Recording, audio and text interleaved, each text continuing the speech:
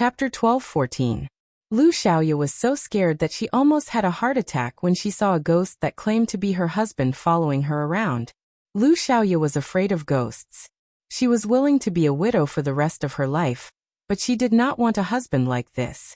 Eat. Don't say that the Li family has mistreated you, Wang Shi said calmly. Wang Shi was the wife of a rich family. Her hair was decorated with all kinds of hairpins, making her look radiant. Ning Xu did not stand on ceremony. She picked up her chopsticks and started eating. How could she have the strength to do so without eating? When Wang Shi saw that Ning Xu was about to bury her face in the bowl, she reached out to touch her temples and smiled arrogantly. When Ning Xu put down the bowl, Wang Shi said, "You will be staying in this room. You are Sanlang's widow. Your identity is a bit unlucky. Don't wander around when there are guests in the house. You were supposed to sew up the vulva, but the Li family is a kind family. There is no need for that," Wang Shi said magnanimously. Ning Xu. Sewing up the vulva meant sewing up the woman's lower body, leaving only a chopstick-sized hole for blood to flow out. Some families were afraid that the widowed woman would not be able to bear the loneliness, and would do something that would embarrass her husband's family. Ning Xu cursed in her heart. Ning Xu saw Wang Shi staring at her, and could not help but twitch her lips. Was she supposed to be grateful? Ning Xu was expressionless and did not say a word.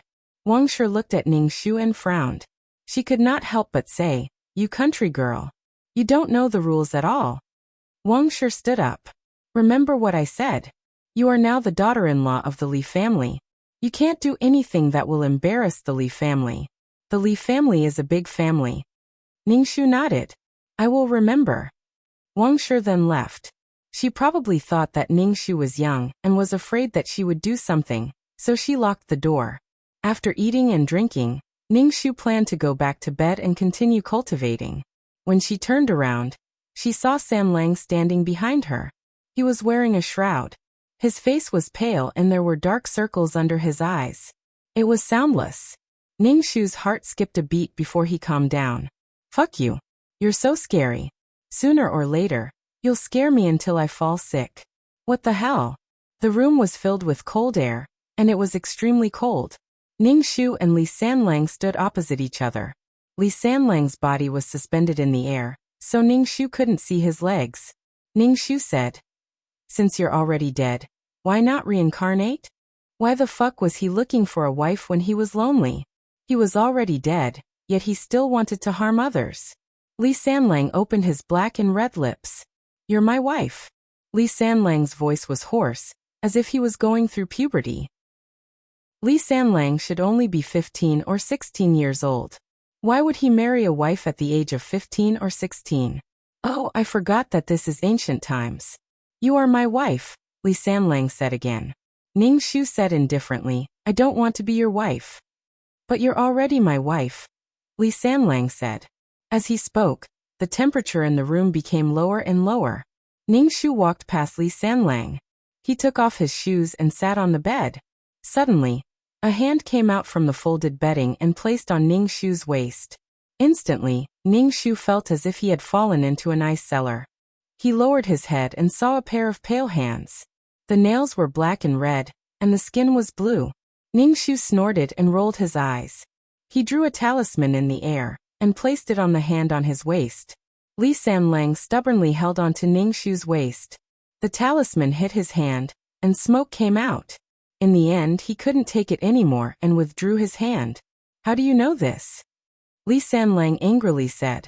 He floated in front of Ning Xu. He was face to face with Ning Xu, and the tips of their noses were about to touch.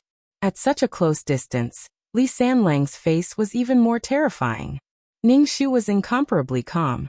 He was speechless for Lu Xiaoya. Other people's ghost husbands were all handsome to the point of angering the heavens. But this one from Lu Xiaoya's family was really... It was hard to explain. But she had already become a ghost. How beautiful could she be? "Mother said that you're a country girl. How do you know all this?" Li Sanlang said with dissatisfaction. His tone was not good. His whole body emitted a vicious aura. His hair fluttered in the wind. Ning Xu's expression did not change. "I still know a lot. You are my wife. You shouldn't disobey me." Li Sanlang became more and more unhappy. Li Sanlang was angry. The temperature in the room dropped. Ningxu used the spirit energy in his body to resist the cold. Li Sanlang actually hugged Ningxu with open arms. Ningxu instantly felt as if he was close to 1,000-year-old ice. The coldness penetrated his heart. "It's time to consummate," Li Sanlang whispered into Ningxu's ear. Ningxu felt that his ears were about to freeze off. "If you want to talk, then talk. Why are you so close?"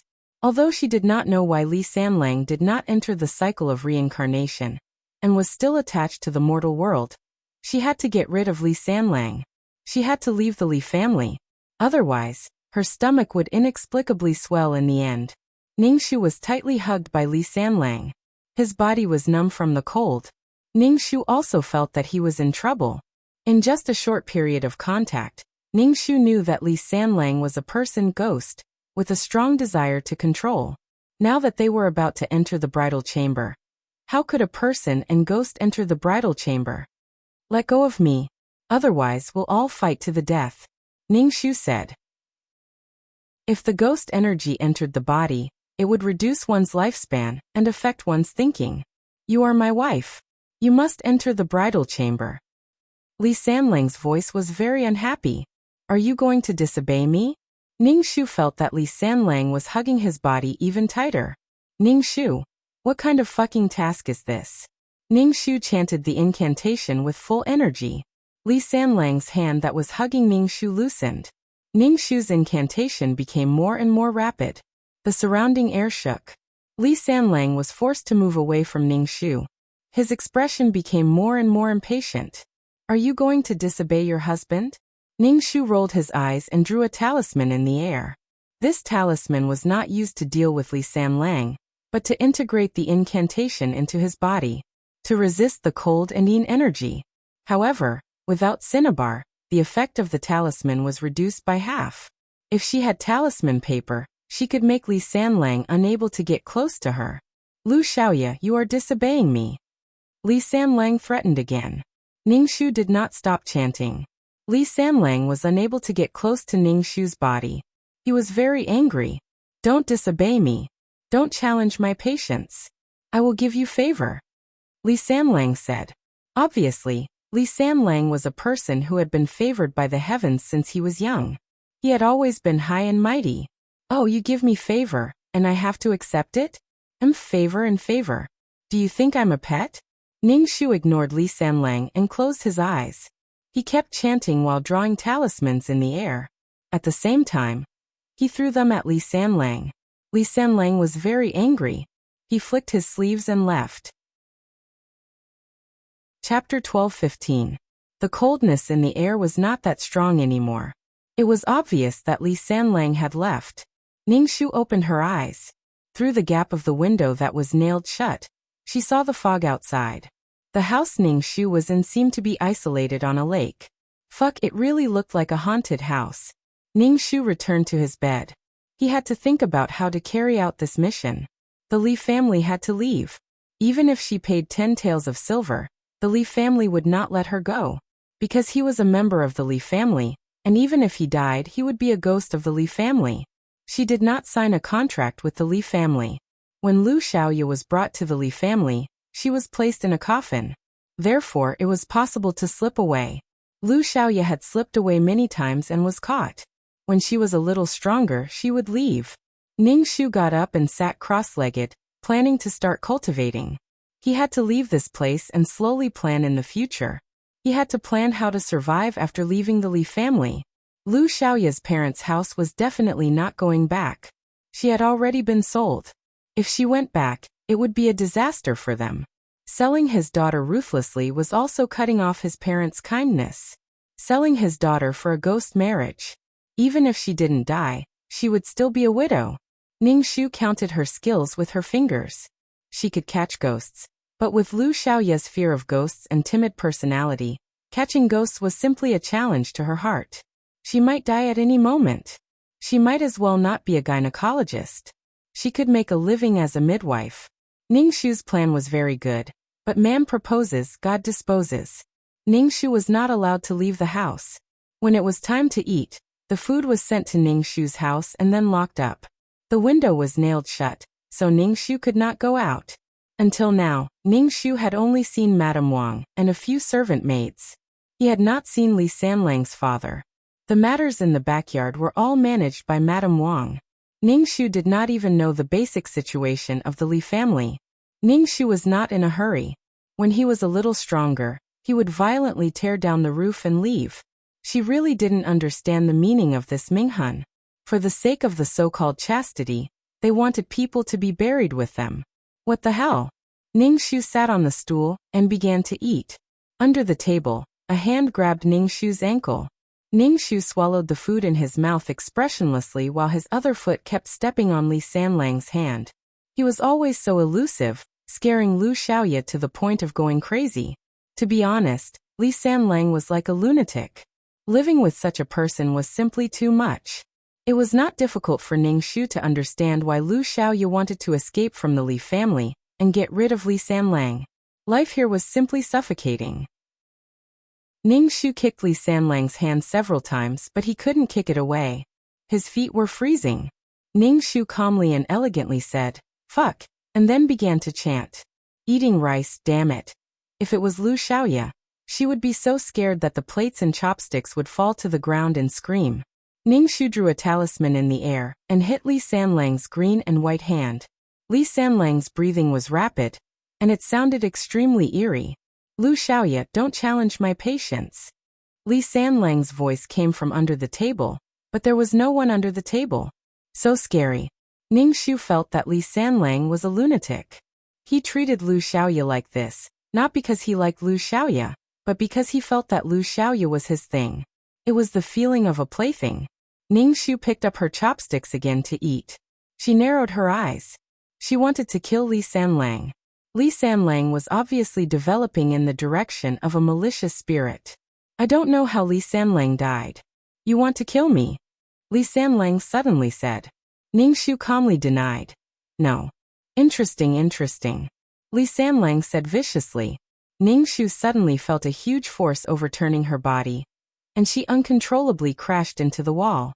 Ningshu fell to the ground with a plop, clutching her chest and coughing. Ningshu wiped the blood from the corner of her mouth. She was a little careless, but Li Sanlang's attack could not be seen, so it was inevitable that she would be hit. "I am your husband. You have to listen to me obediently." Li Sanlang's voice sounded in Ningshu's ears, and Ningshu could even feel a cold air entering her ears. Ningshu stood up and chuckled a few times. She looked around the room, but did not see Li Sanlang's voice. Even if he was invisible, there were still spatial fluctuations. Ningshu was a very vengeful person. Even if they had to hurt each other, they wouldn't be able to get anything out of it. Ningshu's fingers moved swiftly as she formed a seal. A talisman was shot towards a spot in the void. With a bang, a sound wave exploded, and Ningshu could faintly hear a painful groan. The plate on the table fell to the ground, and fragments flew everywhere. A fragment flew directly towards Ningshu's face. "If you don't listen, then die." The sinister voice sounded in every corner of the room. Ningshu dodged the fragment, but the table, chair, cabinet, vase and bed were all smashed by Ningshu. Ningshu! There were attacks coming from all directions, and a large bed was in front of her. Ningshu took a deep breath and stretched out her fist. Her fist was wrapped in a small transparent dragon-shaped force, and she slammed it on the bed. The solid wooden bed was instantly smashed into pieces, and the wooden planks flew everywhere. Ningshu had smashed the other attacking objects. Ningshu saw spatial fluctuations, and with a cold expression, she found that there was a dragon-shaped force behind the talisman. The talisman hit the air, and the dragon-shaped force passed through the invisible Li Sanlang. Ningshu did not know how Li Sanlang was doing, but the room had quieted down, so he should have left. Ningshu sat on the ground weakly, panting heavily. She did not expect to have a confrontation with Li Sanlang so soon. A maid came to get the bowls and chopsticks, and when she opened the door, she saw the mess in the room. She stared at Ningshu, who was sitting on the ground in shock. The maid immediately turned and went out, locking the door. Soon, there was the sound of messy footsteps outside, followed by the sound of the door being unlocked. Wuxia stood outside the room, and when she saw that there was no place to stand, she asked, "What are you doing?" Ningxu screamed and ran out of the room. "There's a ghost." Wuxia stumbled when Ningxu bumped into her. "What are you doing? Are there any rules?" There's a ghost, there's a ghost." Ningxu ignored her and ran towards the door. It would be best if she could run away. Wuxia immediately saw through Ningxu's intentions and shouted to the maid beside her, "Hold her back, this damned girl has a lot of tricks up her sleeves." The maid immediately rushed towards Ningxu. With Ningxu's strength, these maids could not do anything to her. However, a force of unknown origin rushed into her body, making her unable to control her body. Soon, she was held down by the maids. Ningxu. Fuck, was she possessed by a ghost? Throw her in. The Li family provided her with good food and a good place to stay. And she still wants to run away, ungrateful thing. You've cultivated for 8 lifetimes to marry into the Li family, and you still want to run away, bitch. Wuxia said coldly. If it wasn't for my son's kindness, you would have been buried with him. Chapter 12:16. Ningxu was held up and had no strength at all. She was thrown into the room by the 2 maidservants. The room was already a mess. There were wood chips, plates, and porcelain pieces. Ningxu was inevitably hurt when she was thrown in like this. Wuxia stared at Ningxu. "Stay here. I was going to let you out after a while. Since you don't know what's good for you, I'll just keep you locked up. I really don't understand why Sanlang is so soft-hearted and let you live. If you die, there won't be so much trouble. Even if you sell yourself, you won't be able to pay for the things in this room. Don't expect me to prepare anything for you." Wuxia complained as she locked the door. Ningxu took a deep breath. Her arm was hurt, but she had no strength. An extremely cold aura gathered in her body.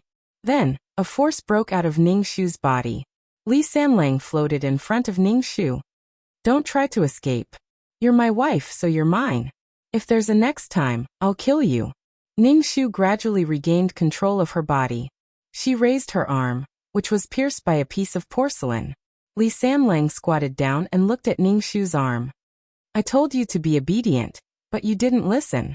Now you're injured." Ningxu looked up and saw Li Sanlang's terrifying face, which was expressionless.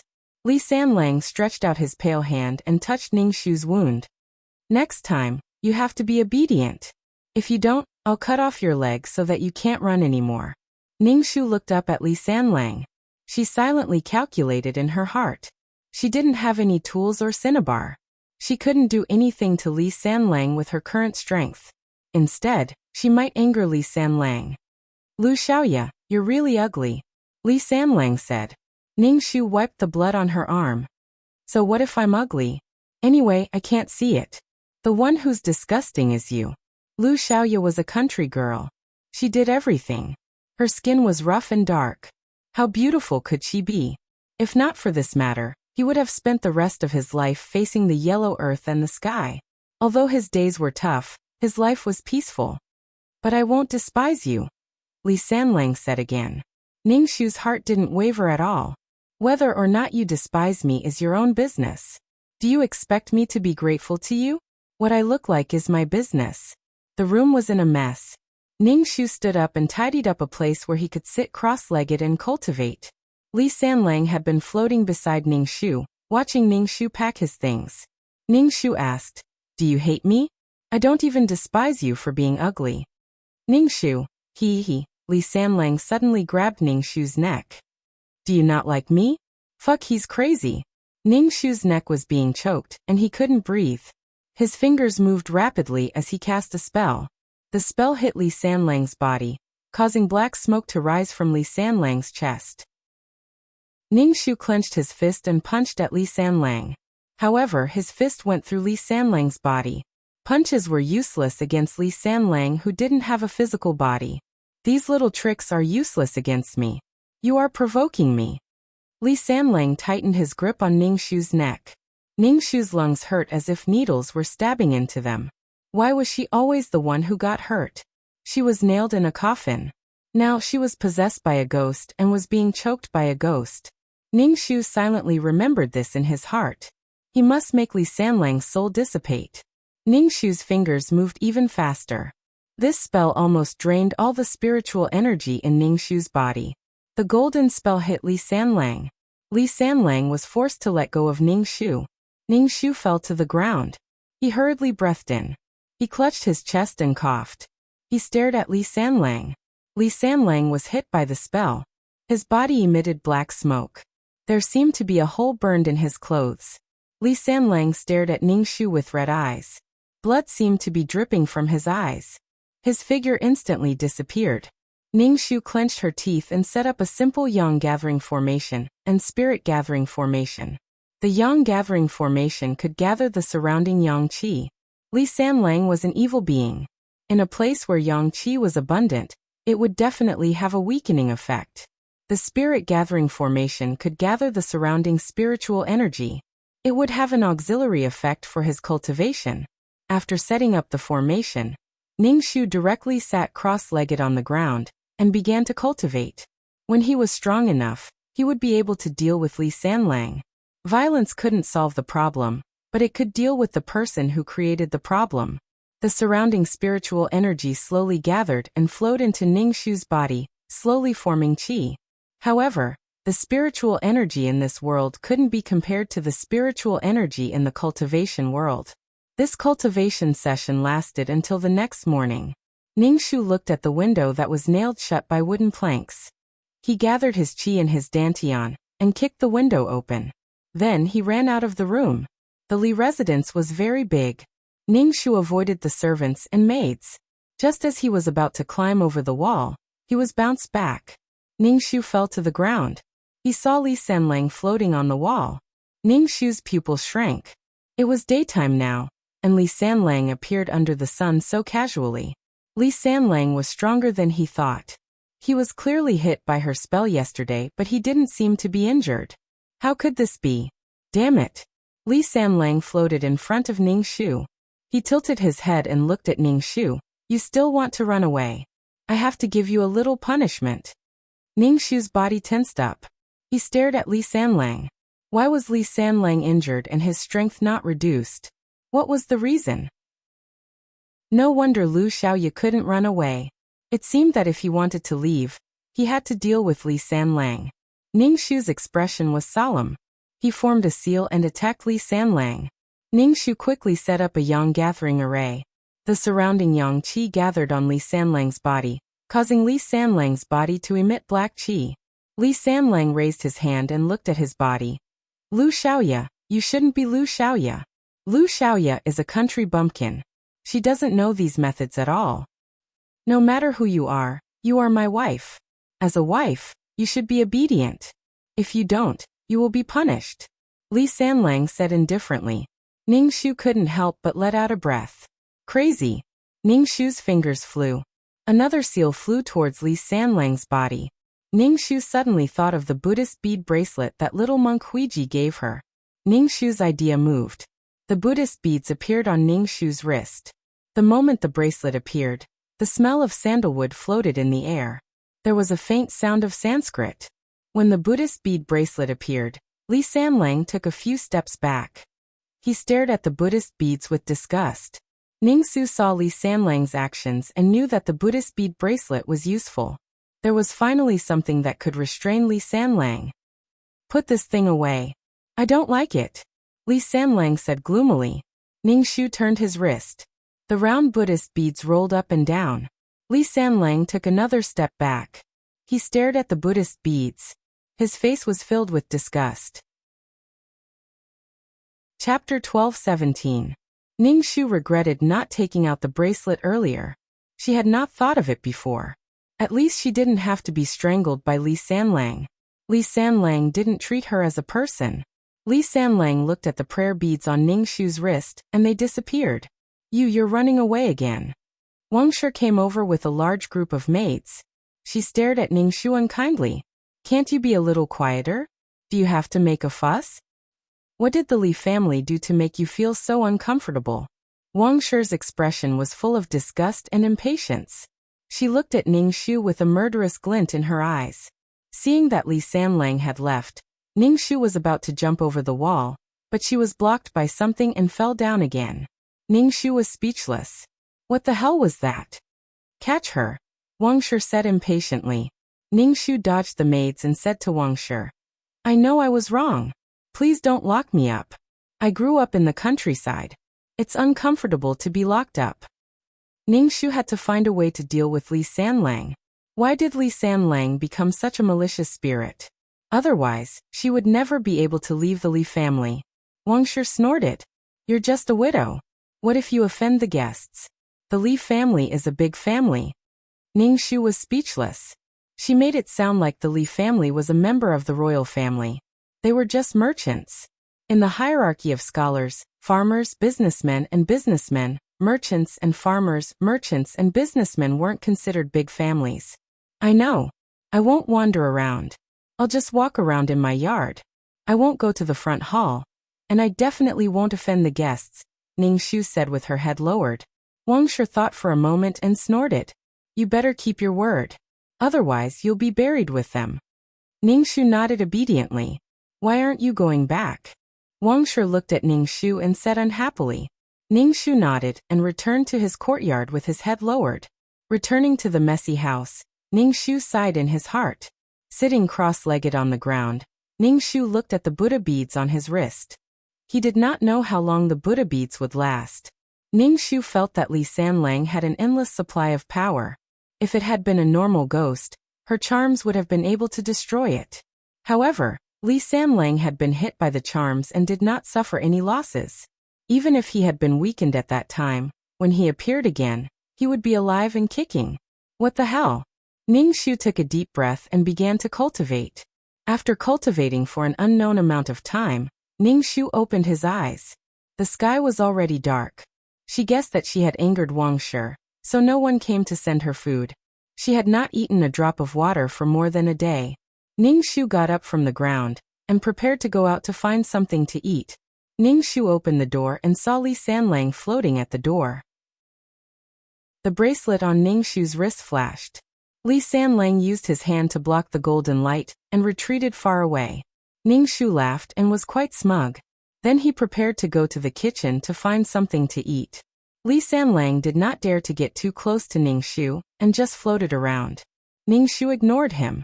He found some pastries in the kitchen and ate them to fill his stomach. When his stomach was full, Ningxu remembered that he had exchanged for fasting pills. It had been too long since he had used fasting pills and had forgotten about it. With fasting pills he did not need to worry about food. Why are you like this? As long as you are obedient, I will let mother give you something to eat. Li Sanlang said as he floated not far away. Ningxu turned a deaf ear to Li Sanlang's words.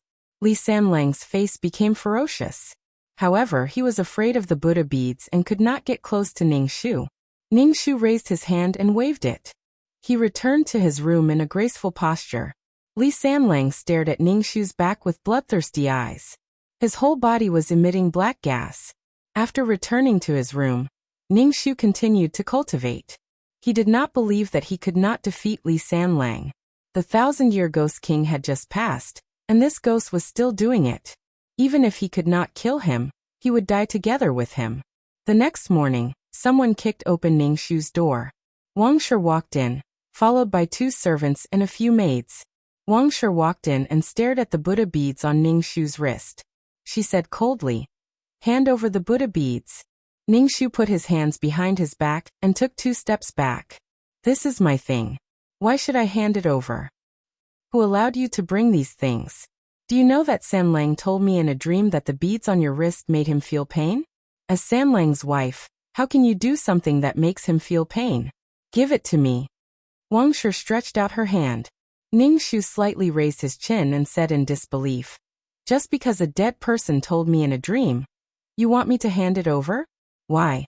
This is my thing." Li Sanlang could not do anything about the Buddha beads, so he turned to his mother. "Useless thing. What do you mean it's yours? The Li family bought you with 10 taels of silver. Your life is the Li family's.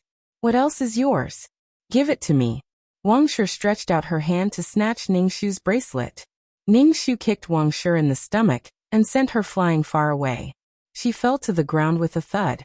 Wang Shi held her stomach and cried out in pain. Her glossy hair was stained with dust and her hairpin was crooked. She looked very embarrassed. Wang Shi was trembling with anger. She pointed at Ning Shu and said, "You are too daring. You dare to hit me." It was simply overturning the sky. The maids quickly helped Wang Shi up.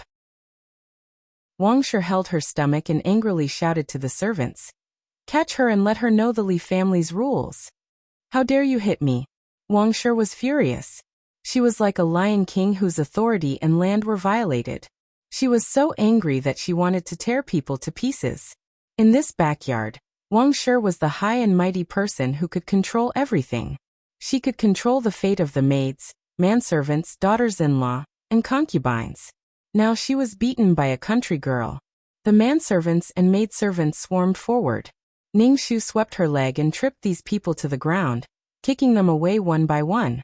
"Ah!" Wang Shi screamed and was pinned under a manservant. The manservant got up with an ashen face. Wang Shi slapped him in the face and said, "Presumptuous thing." The manservant covered his face and stepped back in fear. "Lu Xiaoya, you are simply overturning the sky." Wang Shi stared at Ning Shu fiercely and turned to leave. Ning Shu turned his head to look at Li Sanlang, who was floating outside the window.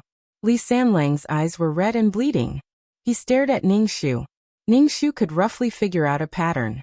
Usually, this was when Li Sanlang was about to get angry. "Are you protecting your chastity?" Li Sanlang stared at Ning Shu with his blood-red eyes. "It doesn't matter whether I am chastity or not. Chastity was something that men imposed on women. If she was willing, she was willing. If she was unwilling, she was unwilling. No one forced her. I just don't like being with a ghost," Ning Shu said coldly. Chapter 12:18. You are a ghost, a monster. Ning Shu looked at him with disdain. "What did you say?" Li Sanlang turned into black smoke and pounced towards Ning Shu, but he was quickly blocked by a light. Ning Shu formed a seal and his fingers moved faster and faster, creating an extremely complicated talisman. The talisman turned into a golden light and flew towards Li Sanlang. Li Sanlang's body was almost scattered by the talisman and disappeared in the blink of an eye. Ning Shu hurriedly followed. When he left the room, he couldn't see where Li Sanlang went. Where did Li Sanlang hide? Ning Shu thought for a moment and decided to go to the Li family's ancestral hall to take a look.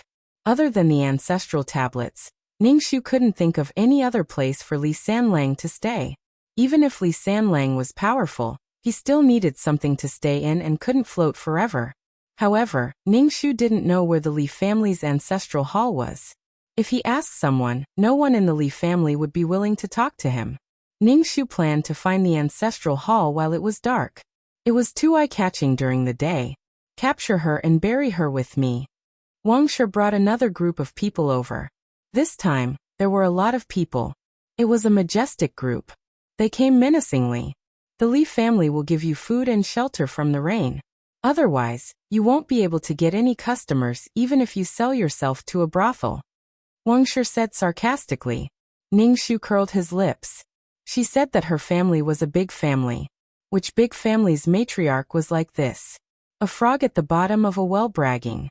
A group of people immediately surrounded Ning Shu. It looked like they were determined to bury her along with them. She wasn't as obedient as Lu Xiaoya. Wang Shi's patience had been exhausted. She was going to get rid of her. Ning Shu was also a little annoyed. Wang Shi had to act like a mother-in-law every day. She wanted people to kneel on the ground and lick her feet. Ning Shu kicked away the people in front of him and went straight to Wang Shi. When Wang Shi saw Ning Shu rushing towards her with a cold face, she was so scared that she fell to the ground. Ning Shu lifted his foot and stomped heavily on Wang Shi's calf. Immediately, the sound of bones cracking could be heard. Wang Shi's face turned pale in an instant, and she let out a deafening scream. Her face was twisted in pain. Wang Shi was in so much pain that her eyes rolled back. The maidservant hurriedly helped Wang Shi up, but as soon as she moved, Wang Shi cried out in pain. Wang Shi was sweating profusely. Unable to bear the pain, she fainted. The maids and manservants were in a mess. In the end, they managed to carry Wang Shi away. When he touched Wang Shi's leg, Wang Shi's face turned even paler. This kind of injury was enough to keep Wang Shi in bed for a while. Wang Shi always tried to take the prayer beads off her wrist. Without the prayer beads, How could she guard against the elusive Li Sanlang? Li Sanlang strangled her neck at the slightest provocation. Li Sanlang's current behavior was like subduing a wild horse. He had to train the horse to be obedient. He didn't treat Lu Xiaoya so strongly because Lu Xiaoya was very obedient, afraid. Li Sanlang almost did whatever he wanted. Her fierce resistance only led to cruel suppression. Ningxu really couldn't figure out the meaning of this ghost marriage. Was it just to find a plaything for Li Sanlang? You deserve to die. How dare you treat my mother like this? Li Sanlang's voice sounded from behind Ningxu. However, he didn't dare to get too close to Ningxu. He stared at Ningxu with bloodshot eyes. Lu Xiaoya, you've gone too far. You've gone too far. My mother is also your mother-in-law. How dare you hit your mother-in-law? You're simply disgraceful. Ningxu fiddled with the prayer beads on his wrist and calmly said, Your mother wants to bury me with her. Why can't I resist? Even ants drag out their lives. Don't I deserve to live? Did he have to thank them for their kindness? Li Sanlang sneered. You were just bought by my mother. If it wasn't for me, you would already be dead. You ungrateful thing. As expected of a mother and son, they had the same nature. Was she that lowly? No matter how lowly he was, he had to live. Even if he was a salted fish, he had to be the saltiest one. Ningxu sneered, his fingers flying as he chanted an incantation. If you want me to be obedient, even if I die, I will drag you down with me. Li Sanlang's eyes turned even redder. I originally wanted to give you a chance to become my wife. I will let you be with me forever and let you live forever, but you actually don't know what's good for you. Ningxu hurriedly chanted an incantation, and the golden talisman shot towards Li Sanlang. Li Sanlang was clearly a bit weaker. Who said I want to live with you forever? Who said I want to be your wife? I don't need your favor, and I don't need your favor. What was a favor? If you want to choose your own life and break someone else's life into pieces, what was a favor? Bitch. Li Sanlang scolded. Treacherous. Resistance was treacherous, and there was something even more treacherous. Ningxu wanted to kill her husband. Ningxu chanted Taoist scriptures and moved the prayer beads. The air was like a drop of water falling into a pond, creating layers of ripples. Li Sanlang's figure was like a shadow reflected in the water, becoming distorted. Li Sanlang felt a bit uncomfortable and disappeared. Lu Xiaoya, I will kill you. A gloomy and terrifying voice floated. Ningxu's expression didn't change. No one could stop her from leaving the Li family. If people blocked her, she would kill them. Because the head of the family was injured, the Li family was a bit chaotic. Wangshe was lying on the bed and crying in pain. The doctor came to take a look and said that Wangshe's leg would take a long time to recover. After all, the bone was injured. 100 days was enough for Wangshe to lie down. Wangshe was so angry that she gritted her teeth. She would definitely make Lu Xiaoya suffer. It would be too easy for her to be buried with her. Wangshe complained to her husband that Lu Xiaoya was here to curse their family. Her son said in a dream that he was in pain. Wangshe gritted her teeth and said that she would never let Lu Xiaoya reincarnate. Her soul would suffer forever and be tortured endlessly. She was just a bitch bought with 10 taels of silver, but she dared to hurt her and hurt her leg. Li Sanlang's father sent someone to invite the Taoist priest of Baiyun Taoist Temple over to hold a funeral. Wangshe was injured, and no one came to bother her anymore. Ningxu's ears finally quieted down. Taking advantage of the dark, Ningxu looked for the ancestral hall from house to house. She couldn't find the ancestral hall. What was going on? Did the Li family not have an ancestral hall? Impossible. Didn't merchants, rich people, and nobles care about the prosperity and inheritance of the family the most? They cared about feng shui the most. The Li family didn't even have an ancestral hall? It could only be that the ancestral hall was hidden in a place she didn't know. Why did they hide the ancestral hall? Could it be that there was something fishy about the ancestral hall? Ningxu couldn't leave the Li family. Otherwise, he would get a big bag of knockout drugs and knock everyone in the Li family unconscious. Then he would look for the ancestral hall in the secret room. Chapter 12:19. Lu Xiaoya, what are you looking for? Li Sanlang's gloomy voice sounded again. Ningshu indifferently turned around and stared at Li Sanlang, then her pupils constricted. Li Sanlang had recovered his strength. He was clearly injured by her talisman before, but why did he still look fine? Damn, tell me, what kind of cheat did you use? Why do you care what I'm looking for? Ningshu's eyes turned and then prepared to look for the secret room in each room. She didn't believe that the Li family didn't have an ancestral hall. There was no place for the ancestral tablets. What are you looking for? Li Sanlang saw Ningshu sneaking into a room and groping around. Li Sanlang wanted to stop Ningshu, but the light from the Buddha beads made it difficult for him to resist. Lu Xiaoya, don't challenge my patience, do you know what you are doing? Li Sanlang's eyes were red, looking very scary in the dark night. Ningshu didn't pay attention to Li Sanlang at all. Now he was arguing with her, threatening her, because he couldn't do anything to her. This was the study room, which should be Li Sanlang's father's room. Ningshu touched the antiques on the shelf, as well as the vases, to see if there was any mechanism. Li Sanlang suddenly rushed in front of Ningshu, not afraid of the golden light from the Buddha beads, and reached out to strangle Ningshu's neck. Ningshu dodged being strangled by you several times. If she was still being strangled, then she was an idiot. Li Sanlang was very close to Ningshu. Ningshu quickly took off the Buddha beads on his wrist and hung it on his finger. With the Buddha beads hanging on his palm, Ningshu slapped Li Sanlang's chest. Li Sanlang, who was stained by the Buddha beads, roared in pain. His hair flew in the air, blood veins appeared on his pale face, and blood flowed out from his red eyes. Tears of blood flowed down his pale face, making people feel even more fearful. The surrounding wind blew, the shelves were blown over, and the porcelain antiques all fell to the ground.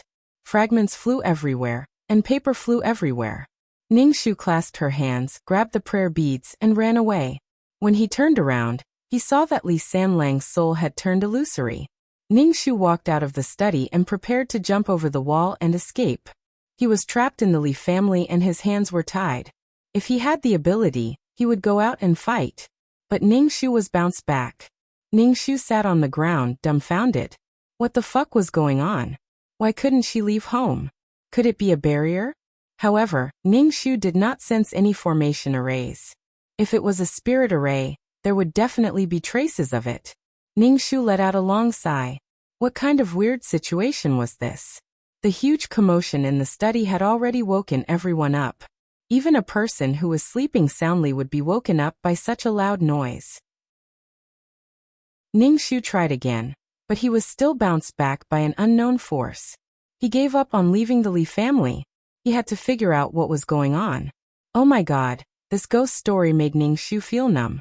It was clearly a story of a ghost marriage. A story of a young widow breaking through her shackles and struggling to live. Why did such a bizarre thing happen? Ningshu expressed that he really could not adapt to the development of the strange. What was the force that prevented her from leaving the Li family? The outside world was so big, but she was trapped here and could not get out. Ningshu returned to his room. The room was still a mess. The chairs and tables were in a mess. Ningshu had smashed the bed into a wooden plank with his fist. Ningshu sat cross-legged on the ground and began to cultivate. Li Sanlang, who was injured by the prayer beads, did not appear for 2 or 3 days. Ningshu could not help but wonder if Li Sanlang was dead. Of course, this possibility was very small. Li Sanlang did not come to find him. Wang Shi's leg was injured. Ningshu seemed to have been forgotten. However, Ningshu's heart was not calm at all. This was the calm before the storm, making him feel a little depressed. In any case, Ningshu felt a little scared. Ningshu took a deep breath and began to cultivate. When there was nothing to do, Ningshu wanted to leave the Li family, but he was bounced back. Ningshu clenched his fist and punched the invisible barrier. It was very soft, but with the same force, he was bounced back. It was like the rebound of a spring.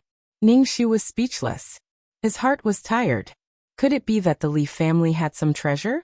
Ningshu saw that the maids and servants could go out, so why couldn't she go out? There was no need for such special treatment.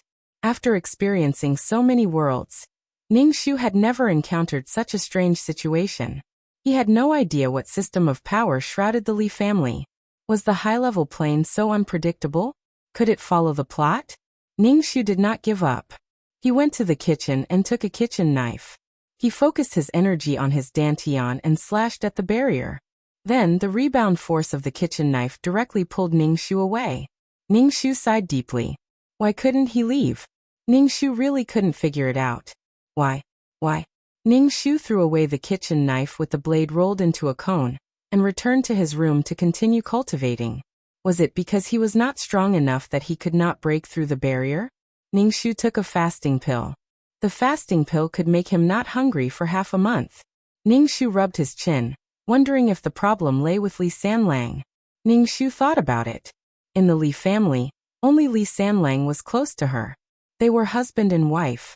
Li Sanlang did not let him leave, so he still had to kill him.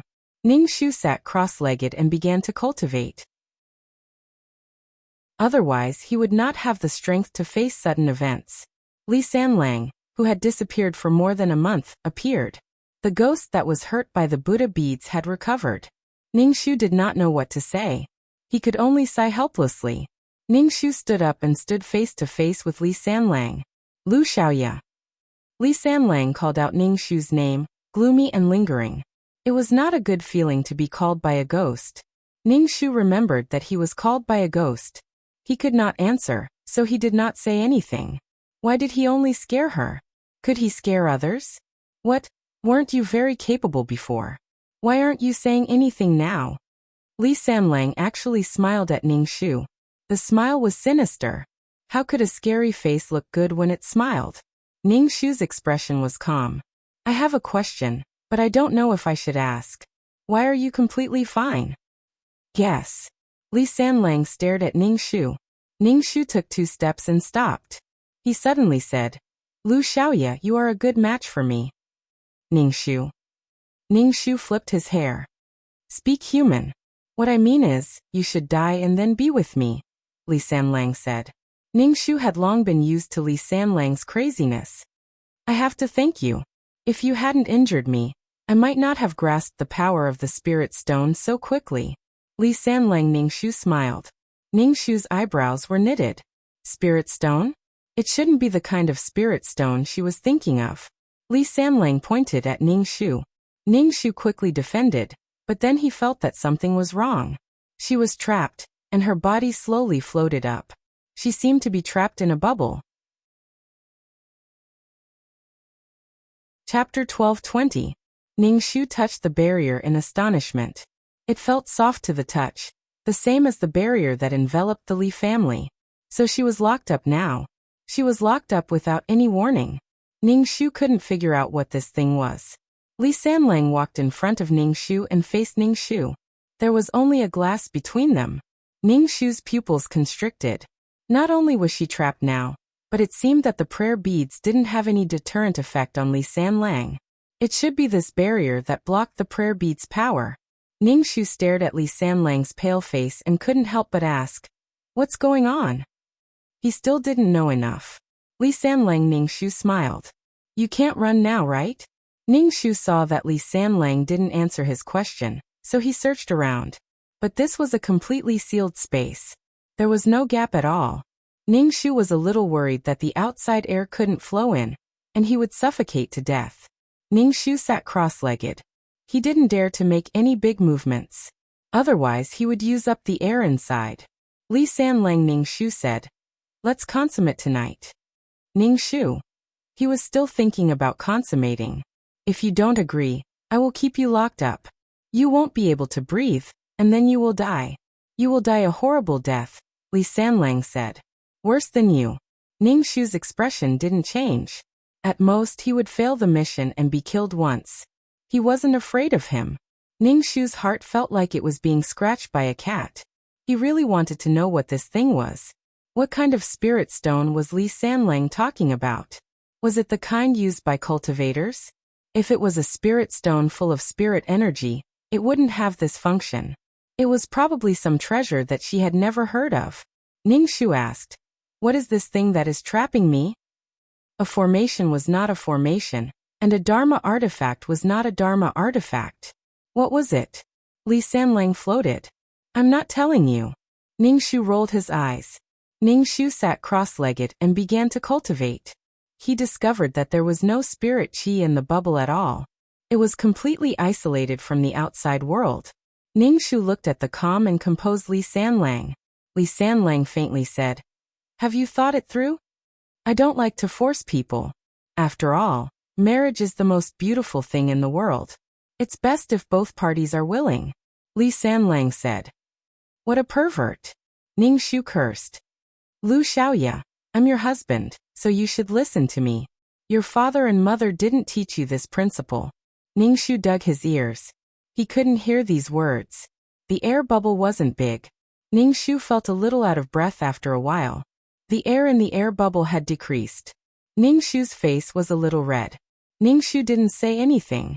The spiritual energy in his body made him feel uncomfortable. Ningxu released his energy. As soon as the dragon-shaped energy came out, the air bubble became very crowded. The energy hit the barrier, but the barrier didn't have a single crack. Instead, Ningxu's body couldn't help but tumble in the air bubble because of the huge force. The sky and earth were spinning. He almost vomited. Li Sanlang shook his head and said angrily, "You're really disobedient." Then Ningxu discovered that the air bubble had become smaller. The space for her to move had also become smaller. "You won't learn if I don't punish you." Li Sanlang put his pale hand on the barrier and patted Ningxu's head. "Be good. Don't make me angry." Ningxu, crazy. Ningxu frowned and tried to think of a way. He found that he really didn't know what kind of power was enveloping him. There was no way to break the air bubble. It was a pity that he had the soul pearl. With the soul pearl, he could directly suck Li Sanlang into the soul pearl. But the soul pearl was still fusing. Ningxu thought that it would be easy to leave the Li family. She didn't expect that it would be so difficult. Li Sanlang locked her up with a point of his finger. Even if she broke the barrier, there were still countless air bubbles waiting for her. Fuck, she wanted to kill Fu Jingdao. Li Sanlang wasted time with Ningxu. He had a lot of time to waste with people. Li Sanlang was confident of victory. Ningxu felt that the air in the air bubble was getting less and less. Her situation was getting worse and worse. Time passed by minute. Suddenly, there was the sound of chaotic footsteps outside. A swarm of people rushed in. The leader was a Taoist priest in a Taoist robe. He held a horsetail whisk in his hand. When he saw Ningxu floating in the air, he looked a little surprised. Ningxu looked at Li Sanlang. Li Sanlang was clearly standing beside them, but these people acted as if they didn't see him. She didn't want such an honor. Taoist priest, look at her.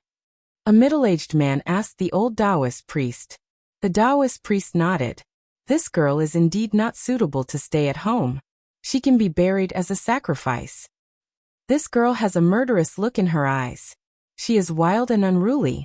She will be a disaster at home. She will cause chaos in the Li family, the Taoist priest said. Ningxu was speechless. Where did this white-haired old Taoist priest come from? He had the demeanor of an immortal. He wanted someone's life the moment he opened his mouth. He was merciful. Oh right, I forgot to tell you. This Taoist priest is the head of Baiyun Taoist Temple. My father spent a lot of money to invite him here to hold a sacrifice for you. Li Sanlang said slowly. Ningxu stared at the old Taoist priest. It was enough to invite a feng shui master to be buried as a sacrifice. Inviting an old Taoist priest was not as simple as that. Death wasn't the end. Sometimes, death was the beginning of pain. Torturing the soul over and over again, and never being able to reincarnate was purgatory. If you beg me, I don't need you to be buried. I just want you to admit defeat. You are my wife and I won't hurt you. Li Sanlang said. Ningxu's lips twitched. The old Taoist priest wasn't a good person, and Li Sanlang wasn't a good person either. Whether she wanted to destroy the world or become a murderous demon, these people just wouldn't let her go. Li Sanlang sighed, and the bubble disappeared. Ningxu's feet touched the ground, and was about to run when a huge power charged into her body. Ningxu was unable to control her body. Lu Xiaoya, since you are not willing, then die. Li Sanlang's voice came out from Ningxu's body. After the funeral, you Lu Xiaoya will always be my Li Sanlang's wife. Capture her. Old Master Li said. The servants swarmed forwards and grabbed the weak Ningxu. Ning Shu was carried out of the room and into a spacious courtyard. There was a firewood in the courtyard. Ning Shu's pupils constricted. Were they going to burn her to death? Ning Shu was tied to the firewood rack. Her body was tightly bound. Ning Shu gritted her teeth and said, "Li Sanlang, you and I are irreconcilable. Lu Xiaoya, after the sacrifice you won't say such words." Li Sanlang said indifferently. Ning Shu indifferently looked at the old Taoist priest of Baiyun Taoist Temple. Chapter 12:21. Following the old Taoist spell, the sky gradually darkened, and a cold wind blew past. Wang Shi, whose leg was injured, was carried over. Looking at Ning Shu, who was tied to the pile of firewood, her eyes were filled with joy. It was the expression of someone who had gotten their revenge. Her expression was too ferocious. Ning Shu was tied up, and Li Sanlang was in her body. Now she was going to be burned to death. This counterattack mission was really... I dug up your family's grave. Why is the Li family treating me like this? Ning Shu couldn't help but ask Li Sanlang. Li Sanlang said, "You are my wife, yet you disobey me like this. Do you think it's right? Damn, in this world, men oppress women, and women oppress women. There is a way, do you want to hear it?" 2333's voice sounded in Ning Shu's mind. Ning Shu asked unhurriedly, "What method?" "Use the soul orb." Ning Shu was a little surprised. "Isn't the soul orb still fusing?" "You can use it, but it might destroy the system space. You might not even be able to return to the system space. What about you?" Ning Shu asked. "If the system space was destroyed, would 2333 cease to exist?" "My soul is bound to yours, so I'll be fine," 2333 said. Ning Shu was a little hesitant. This was too risky. If the system space was destroyed, she wouldn't even have a place to rest. The price was too high. With 2333's personality, he wouldn't make such a big sacrifice for a mission. Ning Shu asked, "Is there something good?" There should be a barrier stone," 2333 said. "It's an extremely rare thing. Not only can it trap people, but it can also trap souls." Ning Shu's heart skipped a beat. Could it be that Li Sanlang controlled the power of the barrier stone? It was a natural barrier, and there was no way to break it. The system space being destroyed is the worst-case scenario. What if it's not destroyed? 2333 said. "Ning Shu, what if it's destroyed?" The old Taoist was still casting his spell. The sky was getting darker and the wind was blowing sand and stones. Ning Shu glanced at the people around him. Everyone had a look of indifference on their faces, or a look of satisfaction. He just wanted to live. Why was it so difficult? There was also a man who claimed to be her husband who controlled her and threatened her to kneel at his feet and worship him as a god. At most, they would fight to the death. "Lu Xiaoya begged me. I can spare your life." Li Sanlang said. Ning Shu said with a smile, "Sure." Li Sanlang was stunned for a moment. Then he said disdainfully, "Are you sincere?" She was crazy. If she didn't submit, she would torture her to death. If she submitted, she would look down on her. "Bastard, go to hell. Light the fire." After the old Taoist finished the spell, he said with great vigor. Immediately, a servant held a torch and lit the bonfire at Ning Shu's feet. Ning Shu's expression did not change. He said to 2333 in his mind, "Use the soul orb." The space system might collapse. 2333 asked again. Ning Shu nodded. "Use it." Even if the system collapsed, Ning Shu would let Li Sanlang go. The flames on the pile of firewood crackled and puffs of smoke drifted into the air. "Lu Xiaoya, it's not too late to beg me. I am your husband. You should listen to me," Li Sanlang said. "Is that so?" Ning Shu said with a smile. "You have a cheat, I also have a cheat. Let's see who can win. Let's see who can be more ruthless. I will use the entire system space as a bet. Put away my peerless martial arts." Ning Shu said. "Quick, the fire is burning my clothes." Ning Shu's body gradually formed a black hole. "What is this?" Li Sanlang's voice was shocked. He immediately escaped from Ning Shu's body. Li Sanlang stared at Ning Shu. "Lu Xiaoya, what are you doing?" Ningshu choked on the smoke and coughed. Without Li Sanlang in her body, she could control her body. Ningshu used his strength and broke the rope. Everyone around. Catch her. The old Taoist frowned and looked at Ningshu with a worried expression. Ningshu jumped out of the fire pit and smiled at Li Sanlang, who was floating in the air. Go to hell, Li Sanlang. Li Sanlang pointed his finger and trapped Ningshu in a barrier. Ningshu still smiled at Li Sanlang. Husband, you can die now. A black hole appeared behind Li Sanlang. This black hole had a strong suction force and wanted to suck Li Sanlang in. The surrounding wind blew, and some stones and firewood were sucked in. Everyone looked at the black hole in shock. The soul pearl-like souls and vowed to suck Li Sanlang in. As Li Sanlang fled, he released a barrier to trap the black hole. In the end, the barrier was swallowed. Li Sanlang's face turned even paler and his eyes turned red. Li Sanlang pointed at Ningshu and sent Ningshu into the black hole. Ningshu sneered and glanced at Li Sanlang. Ningshu released his qi. With a fierce collision, he deviated from his trajectory and avoided the black hole. Lu Xiaoya, you want to kill your husband? Li Sanlang's heart turned cold. Especially when he saw the black hole. The depths of his soul trembled. Li Sanlang felt that something was wrong. Ningshu stood in the bubble-like barrier and said with a smile, killing my husband to prove my Tao. If you can kill your wife, I can kill my husband. Let's fight. The old Taoist priest touched something on his hand and wiped his eyelids. He saw Li Sanlang floating in the air. Seeing the black hole chasing after Li Sanlang, he hurriedly threw the sword in his hand at the black hole. In the end, the sword was swallowed by the black hole.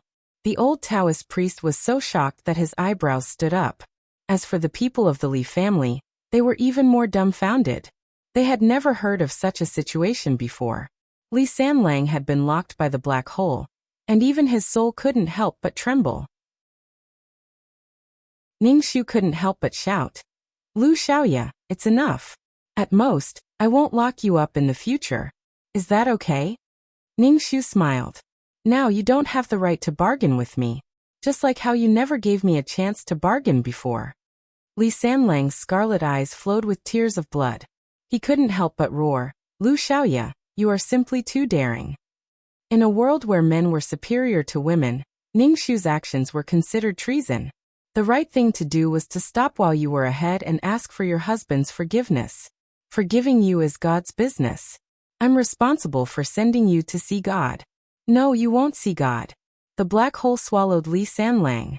Li Sanlang roared and then went silent. Li Sanlang was gone. The barrier controlling Ningshu also disappeared. Ningshu stood firmly on the ground. 2333. Hurry up and put away the soul orb.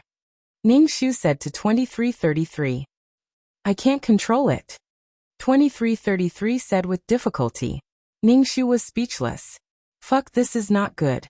The soul orb completely ignored Ningshu and 2333's broken hearts, and went straight to a place. Chapter 1222. Wherever the black hole went, it sucked in everything it could. Ningshu felt numb. If this thing was left in this world, it might destroy this world. Not to mention the quest reward, it would be enough to kill her 10 times. Ningshu was not the master of the soul orb, so he could not control it at all. Ningshu followed it into a fake mountain. There was a passage in the fake mountain. Ningshu followed it in. He found an ancestral hall under the fake mountain. The Li family's ancestral tablets were placed on a shelf. The black hole directly swept away all the tablets on the shelf. Even the shelf was sucked away. The black hole slowly began to disappear. In the end, it was completely gone. Ningshu let out a long breath and wiped the cold sweat on his head. God damn it, it swallowed the barrier stone. 2333 suddenly cried out. Damn it, I was wondering why I couldn't control it. It wanted to swallow the barrier stone. Fuck fuck fuck fuck. 2333 shouted angrily. Ningshu instantly understood. Before, the black hole was like a running alpaca. It could not be stopped. After it ate what it wanted to eat, it became obedient. The barrier stone was made into a tablet. Ningshu was not upset that the barrier stone was swallowed. Why was 2333 so agitated? How many barrier stones are there? Ning Shu asked. Barrier stones are not cabbages. How many are there? Just one. Li Sanlang's tablet was probably made of a barrier stone. It was nourished by the power of the barrier stone. You want the barrier stone? Ning Shu asked. 2333 said irritably. This is a good thing. I originally wanted to use the barrier stone to protect my data and energy. In the end, I wasted so much energy and it was swallowed by the black hole. Ning Shu rolled her eyes. She was wondering why 2333 suddenly wanted to give her an idea. It turned out that he came for the barrier stone. Sure enough, one would not do anything without benefits. In the end, she suffered a double loss. Ning Shu smiled very unkindly in her heart. She said very insincerely, you can meet it next time. Very difficult, 2333 said in a low voice. If you add spirit formation stones when you construct a world, it will be able to strengthen the world. The damage to the constructed world will be greatly reduced. It wasn't that a plane couldn't be destroyed. If it encountered any irreversible damage, it would also be destroyed. The living beings inside would also be destroyed. Ning Shu was speechless. Now, it was Ning Shu's turn to feel heartache and liver pain. His heart, liver, spleen, lungs, and kidneys all hurt. If Ning Shu really crawled into the black hole to retrieve the item, she wouldn't even be able to see what the boundary stone looked like. Ning Shu took a deep breath and asked, could it be that the soul pearl is fusing with the boundary stone? I think so. Ning Shu took a deep breath and felt a chill in his teeth. The soul pearl was going to ascend to the heavens. Previously, it had already fused with a pearl, and now it was going to fuse with the boundary stone. Ning Shu could not imagine what it would be like in the end. The fusion of the beads is going to be delayed indefinitely again, and it's consuming so much of my energy. 2333 sighed. His tone was filled with despair, like he wouldn't be able to love anymore. Ning Shu also felt like he wouldn't be able to love anymore. If this boundary stone could be used to create top techniques, how good would that be? 2333 didn't make a sound. He probably went to cry. Yu. Old Master Li saw that the family tablet was gone, and his face flushed red as he pointed at Ning Shu. Where is the tablet? Ning Shu rolled his eyes. Are you dumb? Of course it was sucked away. You demon girl, demon girl. Old Master Li was so furious that he clutched his chest. Ning Shu pushed aside these people. When he exited the fake mountain, he saw the old priest who looked like a celestial. He knew how to act cool. Hand over the Li family tablet. No matter what, you can't joke about the tablets of the ancestors. The old priest said. Ning Shu said calmly, the tablets are dead things. I am just joking about dead things. You are joking about living people. There are so many problems in the world waiting for you to save them. Why do you care about such things? There is no cause and effect between us, but you want to kill me. Why? Ning Shu asked. The old priest waved his whisk. Since I am paid, I will help. Then, if I give you money to end the Li family bloodline, will you do it? Ning Shu tilted his head and asked. Old Master Li walked out of the fake mountain. When he heard Ning Shu say that, he shouted in rage, vicious woman, vicious woman. The old priest said, you are too vicious. Ning Shu scoffed, you bully the weak and fear the strong. If you want to burn me alive, then I won't be vicious. There was no such double standard. Just because she was a girl. These people used the name of nobility to do despicable things. Ning Shu jumped onto the rockery and grabbed the sagely old Taoist's collar, lifting him up with all her strength. The old Taoist panicked. Ning Shu threw the old Taoist out. The old priest was tossed out of the Li family. Ning Shu patted the dust off his hands and looked at the Li family. Ning Shu's gaze landed on Wang Shi. This woman had drowned the original owner of the body. Wang Shi was a firm supporter of men being superior to women. Men didn't need to care about the backyard, but women like Wang Shi carried out this thought. Men looked down on women, and women looked down on women. She just wanted to live, but she offended these people. If they wanted her to live, she would live. If they wanted her to die, she would die. Wang Shi was stared at by Ning Shu. Her face turned white. After all, her leg was broken by him. The Li family couldn't trap Ning Shu anymore. Ning Shu took in a deep breath. He climbed over the wall and left. He walked onto the noisy streets. Ningxu still wasn't used to it. Ningxu got a rag and prepared to start his life as a traveling doctor. However, Ningxu didn't have any business. In the end, a woman had a difficult labor. The midwife hadn't arrived yet. The husband was very anxious. When he saw Ningxu's tattered signboard, he tried his best. Ningxu asked the man to buy him a set of silver needles, and didn't take his money. Ningxu didn't have a single copper coin now. He was very poor. The man was speechless. He had never seen such a doctor. If it wasn't for the fact that she was a woman, he would have left. The man went to the medicine hall and bought a set of silver needles for Ningxu. Ningxu took the silver needles. He was very happy. He had the tools to travel in the martial arts world. Ningxu followed the man to the house. When he walked to the door, he heard the woman's painful voice. There were also basins of bloody water that were brought out, making people tremble in fear just by looking at them. Ningxu placed the rag at the door and took the silver needles into the house. The woman giving birth on the bed was in so much pain that she had no strength. Her face was frighteningly pale. Ningxu inserted the silver needles into the woman's hand. He touched the woman's stomach, and then started to follow the fetal position. Ningxu comforted the woman and encouraged her while following the fetal position. The woman was in so much pain that she could only groan. Especially when Ningxu followed the fetal position. She was in so much pain that her whole body trembled. After the fetal position was followed, the birth became easier. You can use your strength now. The fetal position is already in place. Come on, breathe in harder. Ningxu inserted a bit of spiritual energy into the woman's body. Chapter 12:23. With the support of spiritual energy, the woman had some strength. She gritted her teeth and tried her best. Ningxu looked at the woman's crotch and said gently, "Try harder. It's coming out." The woman clutched the quilt so tightly that her knuckles turned white. The woman screamed.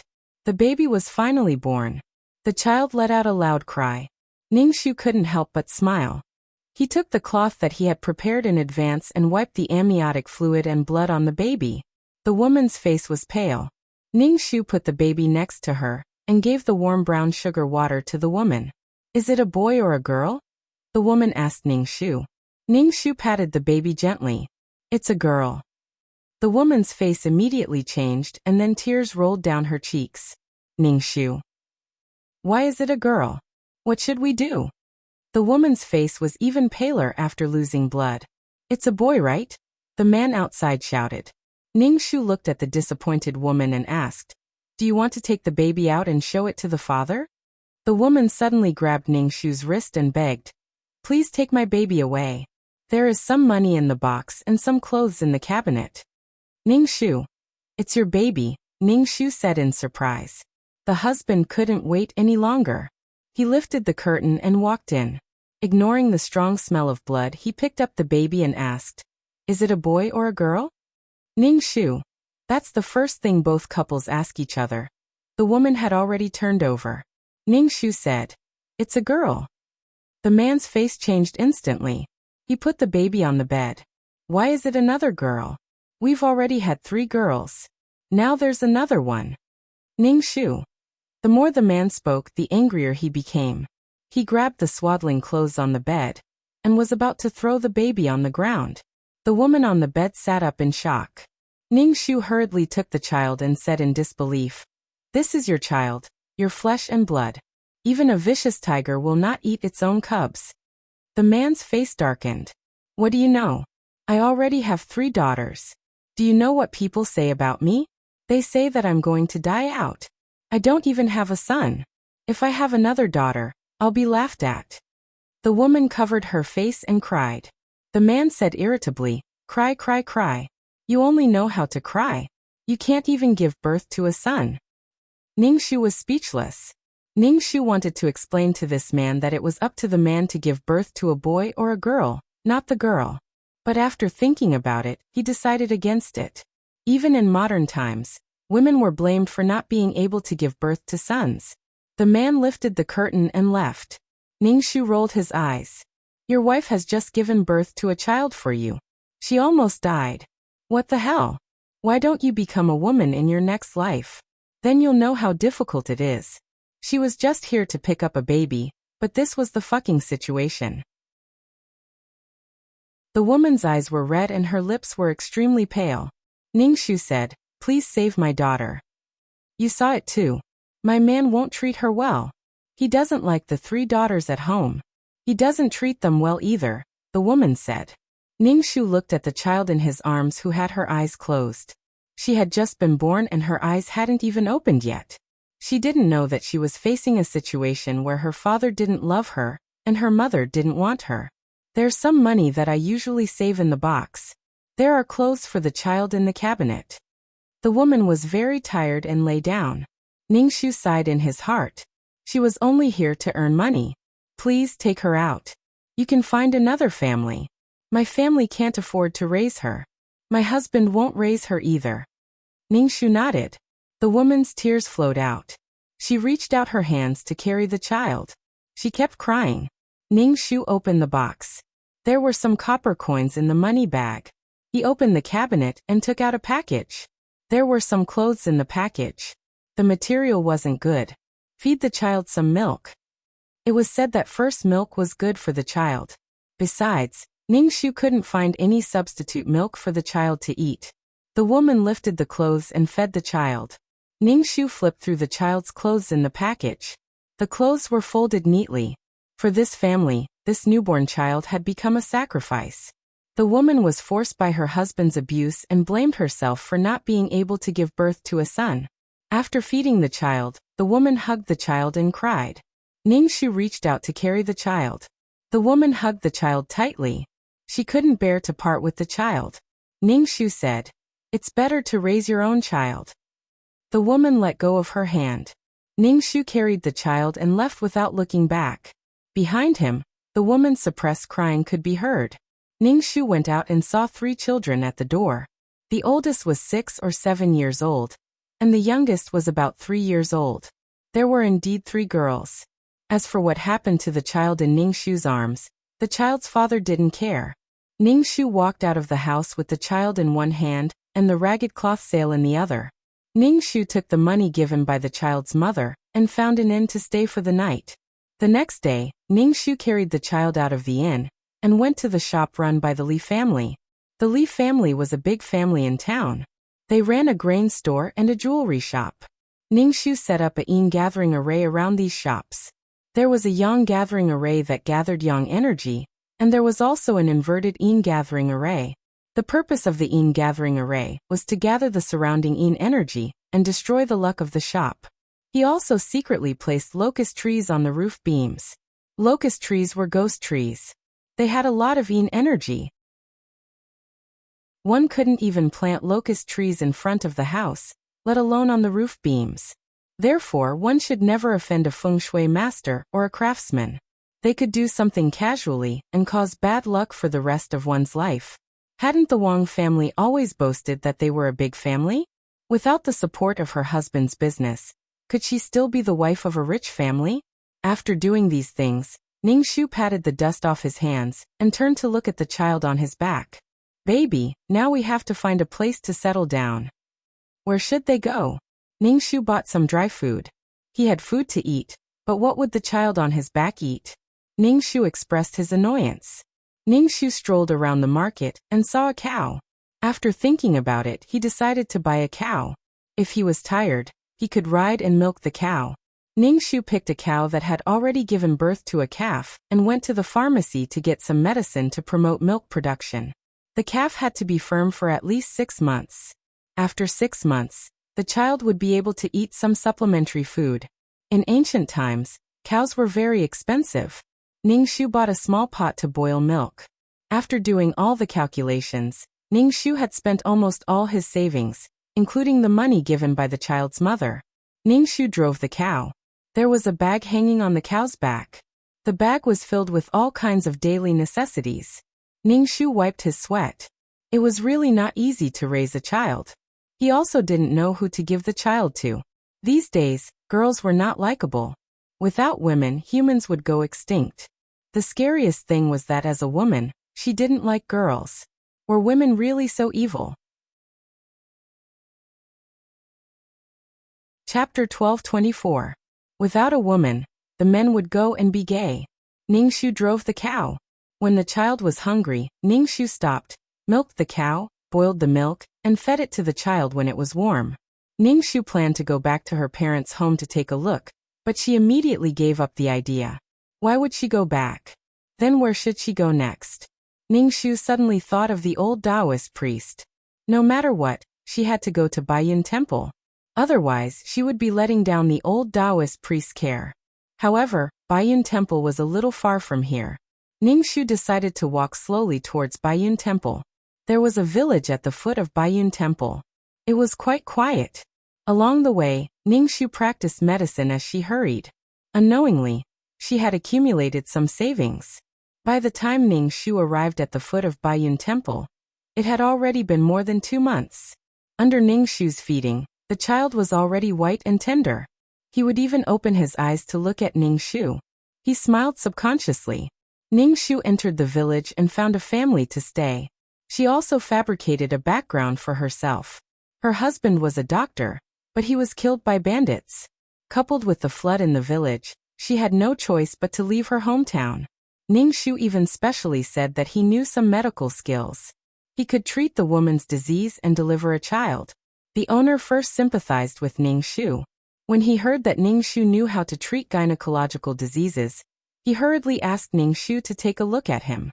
Ningxu took the woman's pulse and prescribed some herbs that were already in the field. He asked her to pick them and boil them to drink. Ningxu saw that the village didn't have a large population. It was surrounded by mountains with Baiyun Temple on the mountain. It seemed that this place was full of outstanding people. Ningxu planned to settle down here and raise the child. Ningxu didn't know if Lu Xiaoyu would blame him for having a child. He also didn't know if Lu Xiaoyu would remarry. If she did, this child would be awkward. If Lu Xiaoyu chose not to remarry, it would be good to have a child by her side.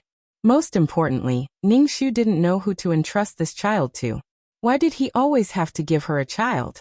Ningxu didn't want to raise a child. But now this child was in his hands. Ningxu gave the child a name, Lu Zhenjin.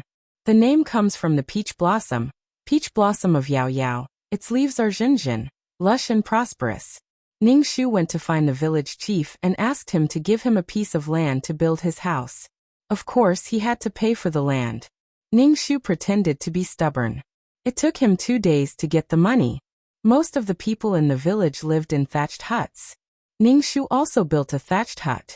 When in Rome, do as the Romans do. He put himself down a little so that it would be easier for him to blend in. In less than a day, Ningxu's news spread to every family. They said that she had lost her husband and was raising her child alone. Ningxu listened to these words. Most people sympathized with Ningxu, but there were also people who said that widows were unlucky. Ningxu turned a blind eye to these words. Her husband was dead, and he was thoroughly dead. Ningxu asked the villagers to help him build his house. He would give them wages. Hearing that Ningxu had medical skills, everyone was still very active. After all, no one could guarantee that they would not get sick. Especially here, it was a little far from the town. It was inconvenient to find a doctor. In a few days, the thatched hut was built. Ningxu was afraid of rain leakage, so he deliberately made the thatched roof thicker. The house was built, but the house was empty. Ningxu hired a carpenter in the village to make a simple bed and table. As for other things, he would slowly buy them. Finally, there was a prototype of a home. The ant next door gave Ningxu some vegetables that had just been pulled from the ground. Ningxu smiled and accepted it. It seemed that the people here were still friendly. Zhenjin, now we will live here, Ningxu said while changing the child's diaper. The child waved his hand and made a gurgling sound. He put his fist in his mouth and bit it. His saliva covered his hand. After changing the diaper, Ningxu carried the child on his back.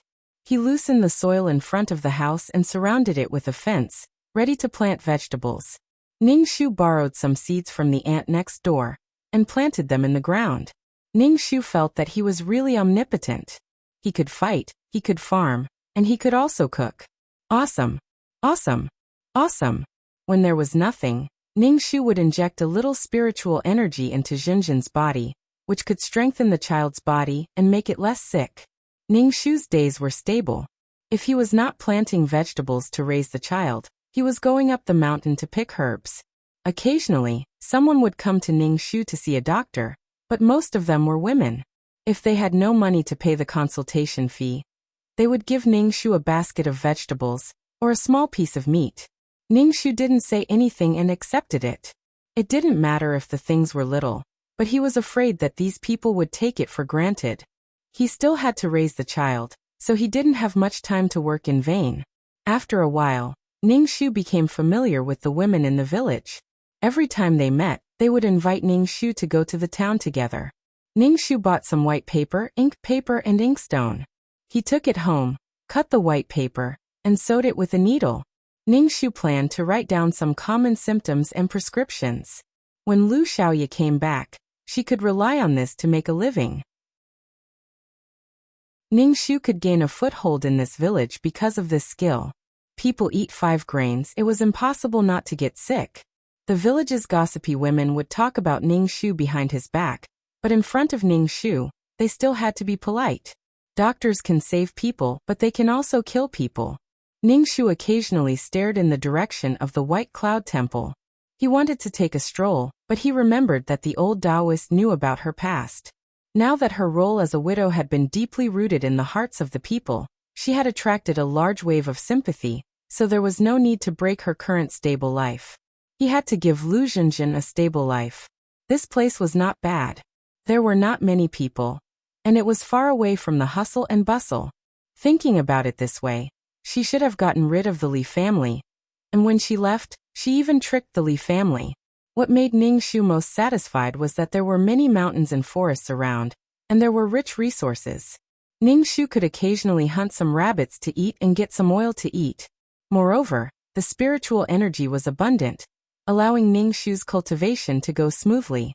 Peace and tranquility, this should be what Lu Xiaoye wanted. He didn't have to look at other people's faces. He didn't have to be scared half to death by his ghostly husband every day, and he didn't have to tremble in fear in the Li family. The Li family's wealth was something that Lu Xiaoye couldn't enjoy. What she wanted to gain in life, she had to lose.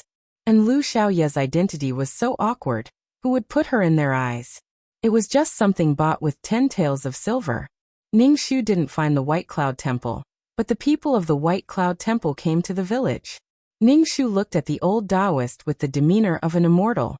The breeze blew the corner of his clothes, and he really wanted to ride the wind back. Ning Shu smiled and greeted, "Taoist priest."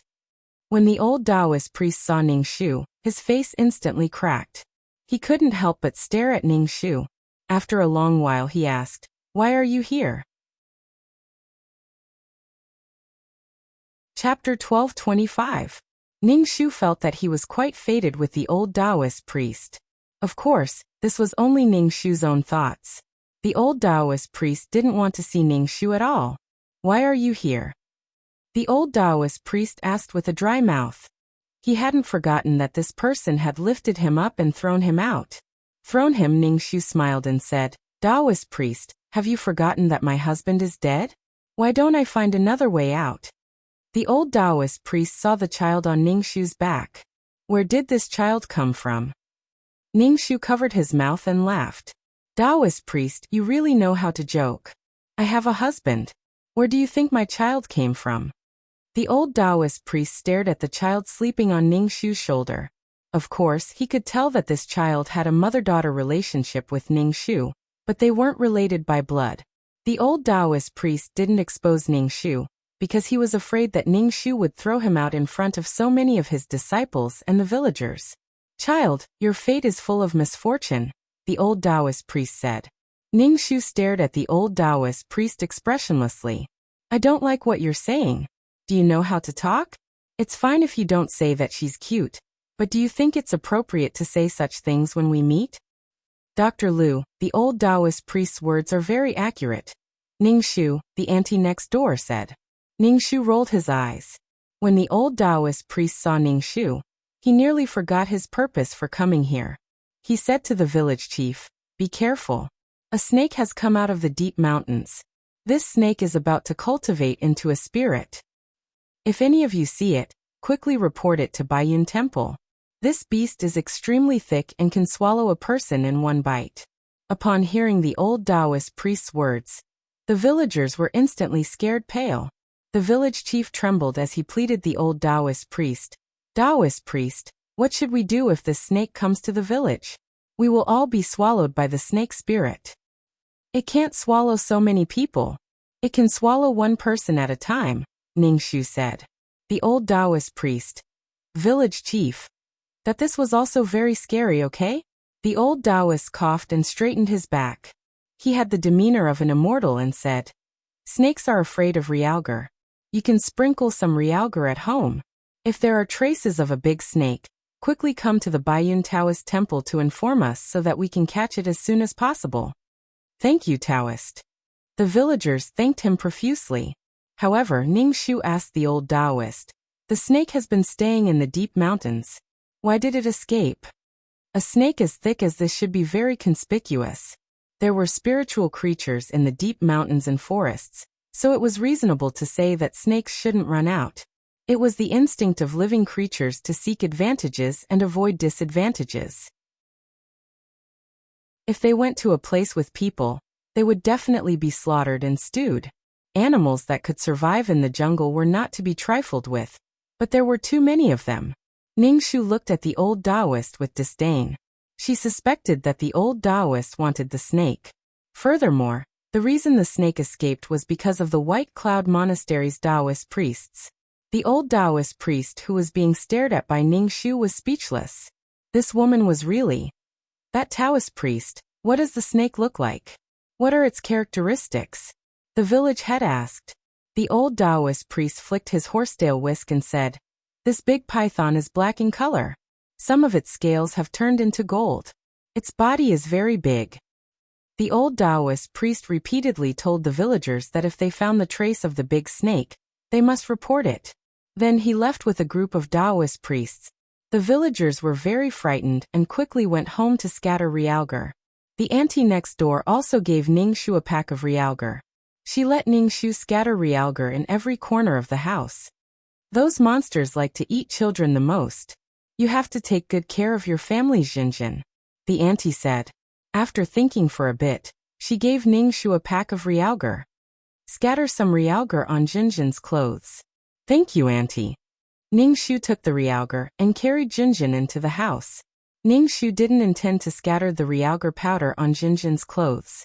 Now Jinjin grabbed something and stuffed it into her mouth. Realgar was poisonous. At night, the village was quiet, and when the sky turned dark, there was no light in the surroundings. In this village, only Ningxu could light an oil lamp. The others went to bed as soon as the sky turned dark. Ningxu was really not used to sleeping at 5 or 6 o'clock. He also had things to do at night. He had to deal with herbs and compile various prescriptions for various diseases. In the dead of night, Ningxu heard the cow mooing in the cow pen. The cow was afraid and crying for help. Don't ask how Ningxu knew, because he had gained the ability to communicate with animals. Ningxu took the oil lamp to the cow pen. Before he entered, Ningxu smelled a strong fishy smell. The cow shrank in the corner, her limbs were trembling and she couldn't stand. Opposite her was a coiled snake. This snake was integrated with the night. If not for Ningxu's excellent eyesight, he wouldn't be able to see it. However, such a strong fishy smell. As long as there was no problem with his nose, he could smell it. It hissed and flicked its tongue as it stared intently at Ningxu. Ningxu said calmly, leave quickly. Otherwise, don't blame me for being impolite. The people of Baiyun Temple are looking for you everywhere. To be able to cultivate to such a large size, it must have absorbed a lot of the essence of the sun and moon. Despicable two-legged monster, Ningxu roared. He tilted his head back and made a warning gesture. Although the black snake was hissing, Ningxu understood what it was saying. I have no ill intentions towards you. If you attack me, I'll make you suffer. Ningxu released a dragon-shaped force. The black snake stared at the dragon in a daze. How can it be a dragon? Are you a dragon? No. Leave quickly. Return to the mountain, Ningxu said. It was not easy for mountain spirits and demons to cultivate. A group of two-legged monsters are chasing me, Ningxu said. Why? They definitely want my snake pearl, saying that they want to refine pills. Then the black snake looked at Ningshu with vigilance. You also want my snake pearl? Ningshu rolled his eyes. Who cares? It was probably just a finger-sized monster core. Okay, you can leave. Ningshu waved his hand. This cow is my daughter's food. If you touch this cow, I'll cut open your stomach. The black snake did not speak. The black snake slowly crawled away and disappeared into the night. Ningshu comforted the cow with a few words and returned to the room with the oil lamp. Ningshu closed the door and prepared to look at Jinjin on the bed. As a result, a huge black snake was entrenched on the side of the bed. It propped up its body and looked at Jinjin, who was sleeping on the bed and didn't know anything. Ningshu's heart was burning with anger. This thing was also coveting his daughter. Ningshu's chi sank into his dantian and kicked the big snake's head. The big snake's head hit the ground. Ningshu picked up Jinjin and stared at the somewhat dizzy big snake. I'll let you go, but you still want to eat my daughter, Ningshu coldly said. No, I just think she looks cute. Ningshu. He in the room, the light was bright. Ningshu saw that the big snake had 4 bumps on its abdomen. Even its forehead had a bulging bump. Could it be that this snake was going to turn into a flood dragon? Horns grew on its head and claws grew on its abdomen. Snake turning into a flood dragon turning into a dragon. Chapter 12:26. A big snake was lying in the room, and the smell was very strong. Ningshu looked at it. Hurry up, you scared my baby. The big snake's tail swept, and Ningshu's table was overturned. I'm sorry, I didn't mean it. The big black snake quickly apologized. You'd better hurry up and leave. Ningshu said. If you stay here for a long time, the people of Baiyun Taoist Temple will come and take your snake pearl for alchemy. I don't know where to go, they destroyed my nest. What does it have to do with me? Ningshu was quite indifferent. Big snake. 2-legged monster.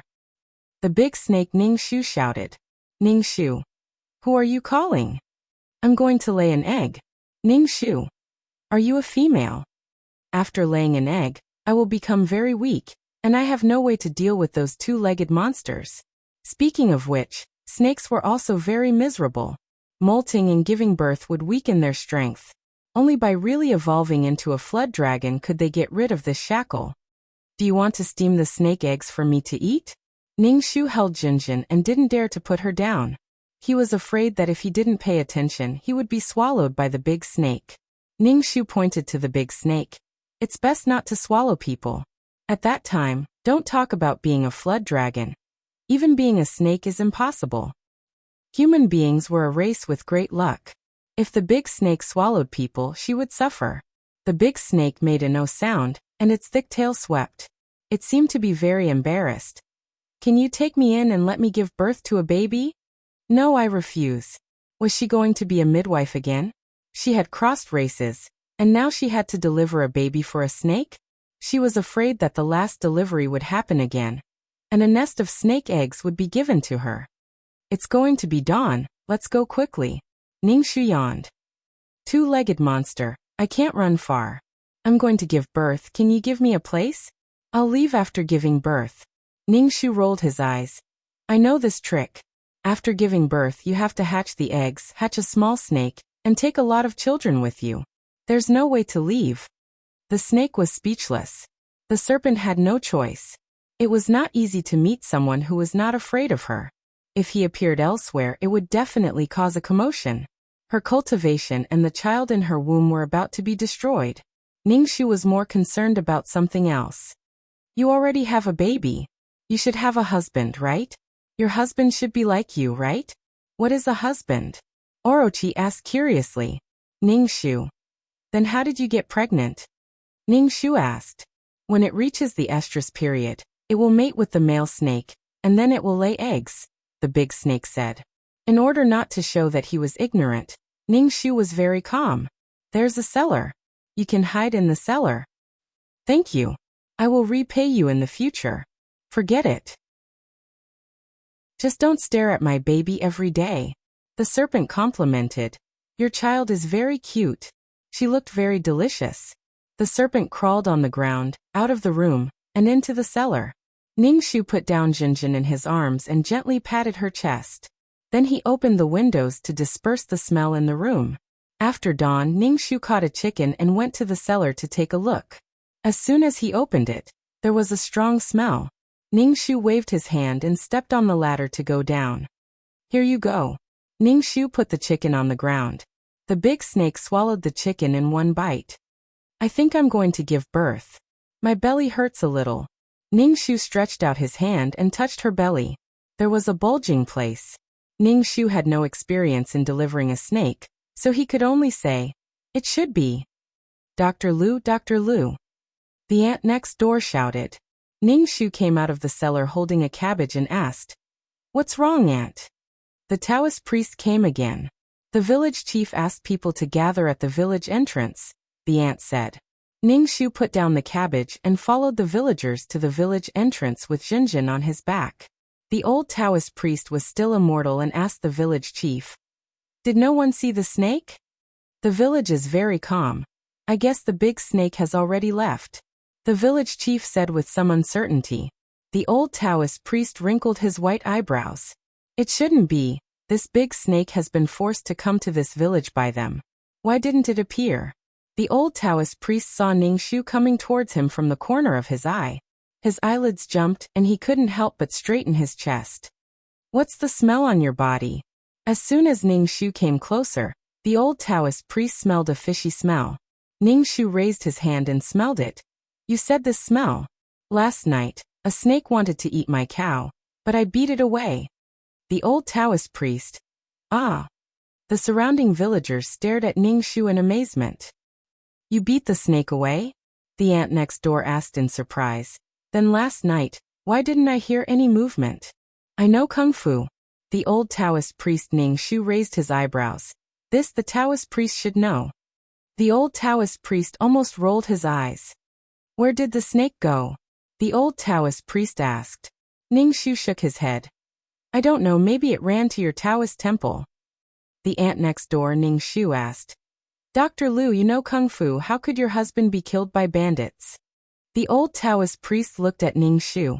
Ningxu calmly said, "When I found my husband, he was already rotten." The old Taoist priest. The old Taoist priest took people back to Baiyun Taoist temple and repeatedly told the villagers that if they encountered a snake, they should quickly inform them. Otherwise, they deserved to be swallowed by the snake. After the old Taoist priest left, Ningxu and his group also went back. Ningxu asked them whether they saw the big snake. Ningxu only said that it was too dark, and he didn't see it clearly. Ningxu walked to the courtyard and heard some movement in the cellar. Ningxu hurriedly went down the cellar. He saw the big snake tossing and turning on the ground, looking like it was in pain. It looked like it was about to give birth. Ningxu went out to find some withered grass and placed it in the cellar. "Lower your voice. Are you trying to attract people here?" "I'm in pain." "How painful can it be to lay an egg?" "Don't snakes have two dicks?" "When they mate it hurts too," Ningxu said. The big snake was in pain for a long time before it finally produced a fist-sized egg. Since it was the first to lay, the rest was much smoother. The big snake laid 3 eggs and its head lay on the ground, looking exhausted. Ningxu looked at the eggs and really wanted to make stewed eggs. However, the snake eggs probably smelled fishy, so Ningxu gave up. Ningxu placed the snake eggs on the withered grass. "When will this egg hatch?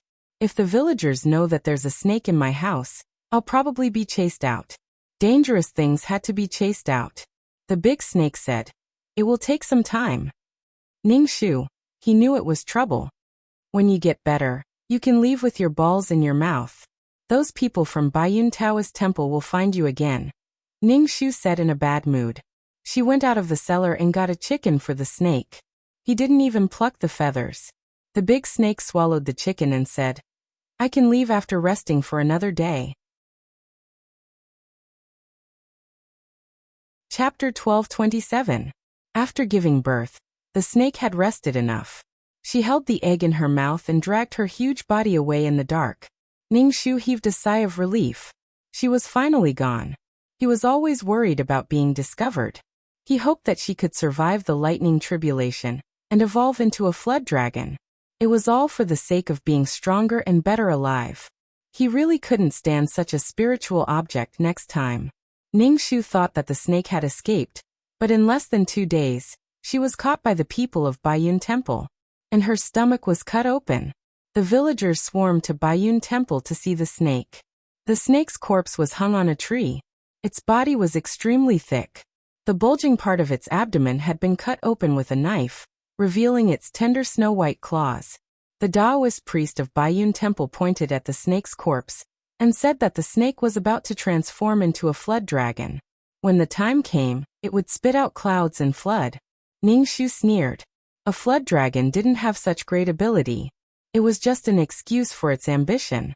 When humans compared themselves to something stronger, they would either revere it, such as the gods, or destroy it.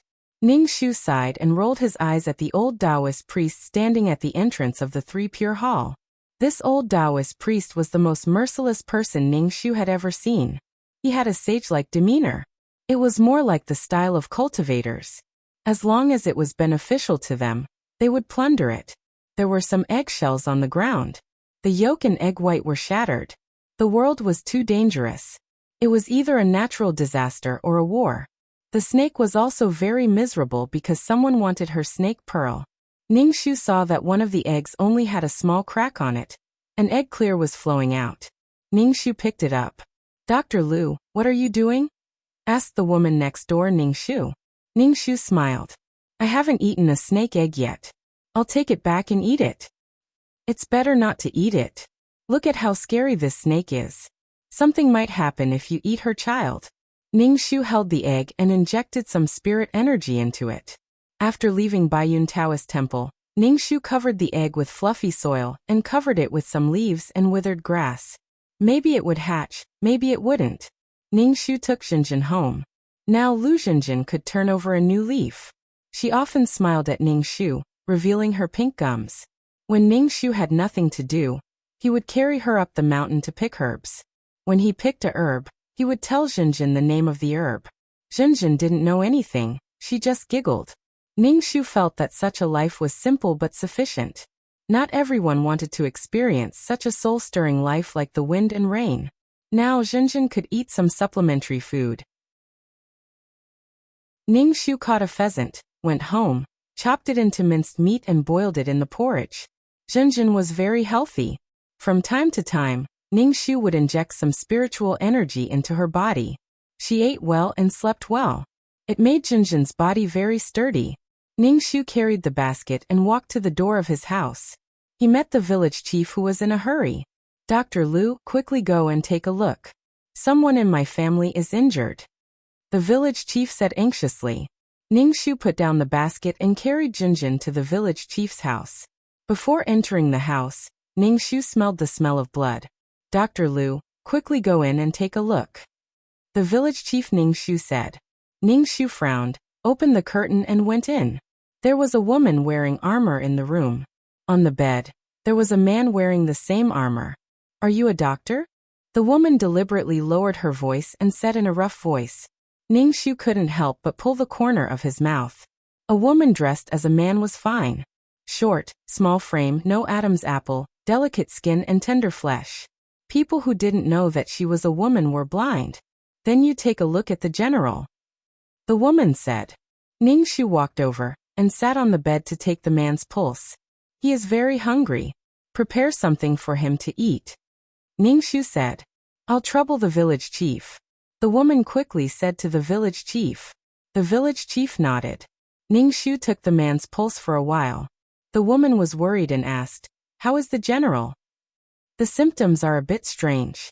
The wounds on his body will be fine after applying some medicine," Ningxu said. "I want to ask, why hasn't the general woken up yet?" The woman was so anxious that her face turned red. Aren't you a doctor? How come you don't know?" The woman angrily and anxiously said, tears rolling in her eyes. "Ningxu, I fainted from hunger." The woman's tears completely fell down. "The general shouldn't have given me all the food." Ningxu was more curious about how a woman sneaked into the army. Could it be that Hua Mulan joined the army? How could the general, who was originally in the barracks, come here? Could it be that here was close to the border? Lu Xiaoyu was just a drop in the ocean in this world. She knew nothing about the outside world. Ning Shu didn't expect that he would encounter such a combination. Why are you here? Ning Shu asked. The woman wiped the tears off her face. The general was ambushed by the enemy. Then the enemy followed you? Ning Shu asked. The woman nodded. Perhaps we will have to leave soon. The general is the god of war who founded the country. He cannot die. How did the god of war end up like this? Ning Shu suddenly realized something. If there were enemies tracking them, their village would be in trouble. He didn't believe that the enemy wouldn't wantonly slaughter the enemy's citizens. They would torture anyone they captured and force them to reveal the whereabouts of the escapees. Ning Shu couldn't help but sigh. It wasn't easy for him to find a place with beautiful scenery. Your general was poisoned. Not only was he poisoned, but he was also inflicted with a goo. Ning Shu said. The woman was dumbfounded. How did this happen? Ning Shu said. You should go to Baiyun Temple. Baiyun Temple just caught a large snake that was about to transform into a flood dragon. If you eat the snake's gallbladder, it might be able to detoxify the poison. Finally, the Baiyun Temple's master has a way. The village chief came in and said. Moreover, the Baiyun Temple's master is a very capable person. Some time ago, he caught a large snake. That snake was very big and even grew claws. The woman's eyes flashed with a burning light. Really? Of course, everyone in the village knows.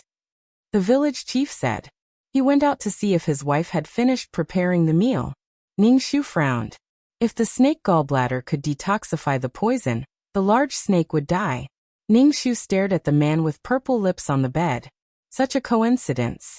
It seemed like it was because of the man on the bed. That's great. The woman's eyes flashed with a burning light. Ning Shu asked, Where is Baiyun Temple? Later, let the village chief take you there. Ning Shu stood up. Jinjin grabbed his hair until it hurt. No matter what, thank you. The woman said. She took out a bead and gave it to Ning Shu. This is your reward. This bead was bigger than a man's thumb. It was pink in color and round in shape. At a glance, it was a very precious thing. Wasn't this too expensive? She had only taken a pulse. Chapter 12:28. This is a pearl, I'll give it to you as a reward. The woman's eyes stared at the pearl and finally moved away. It seemed that this woman also liked the pearl very much, so why did he give it to her? Ning Shu looked down at the pearl in the palm of his hand and returned it to her.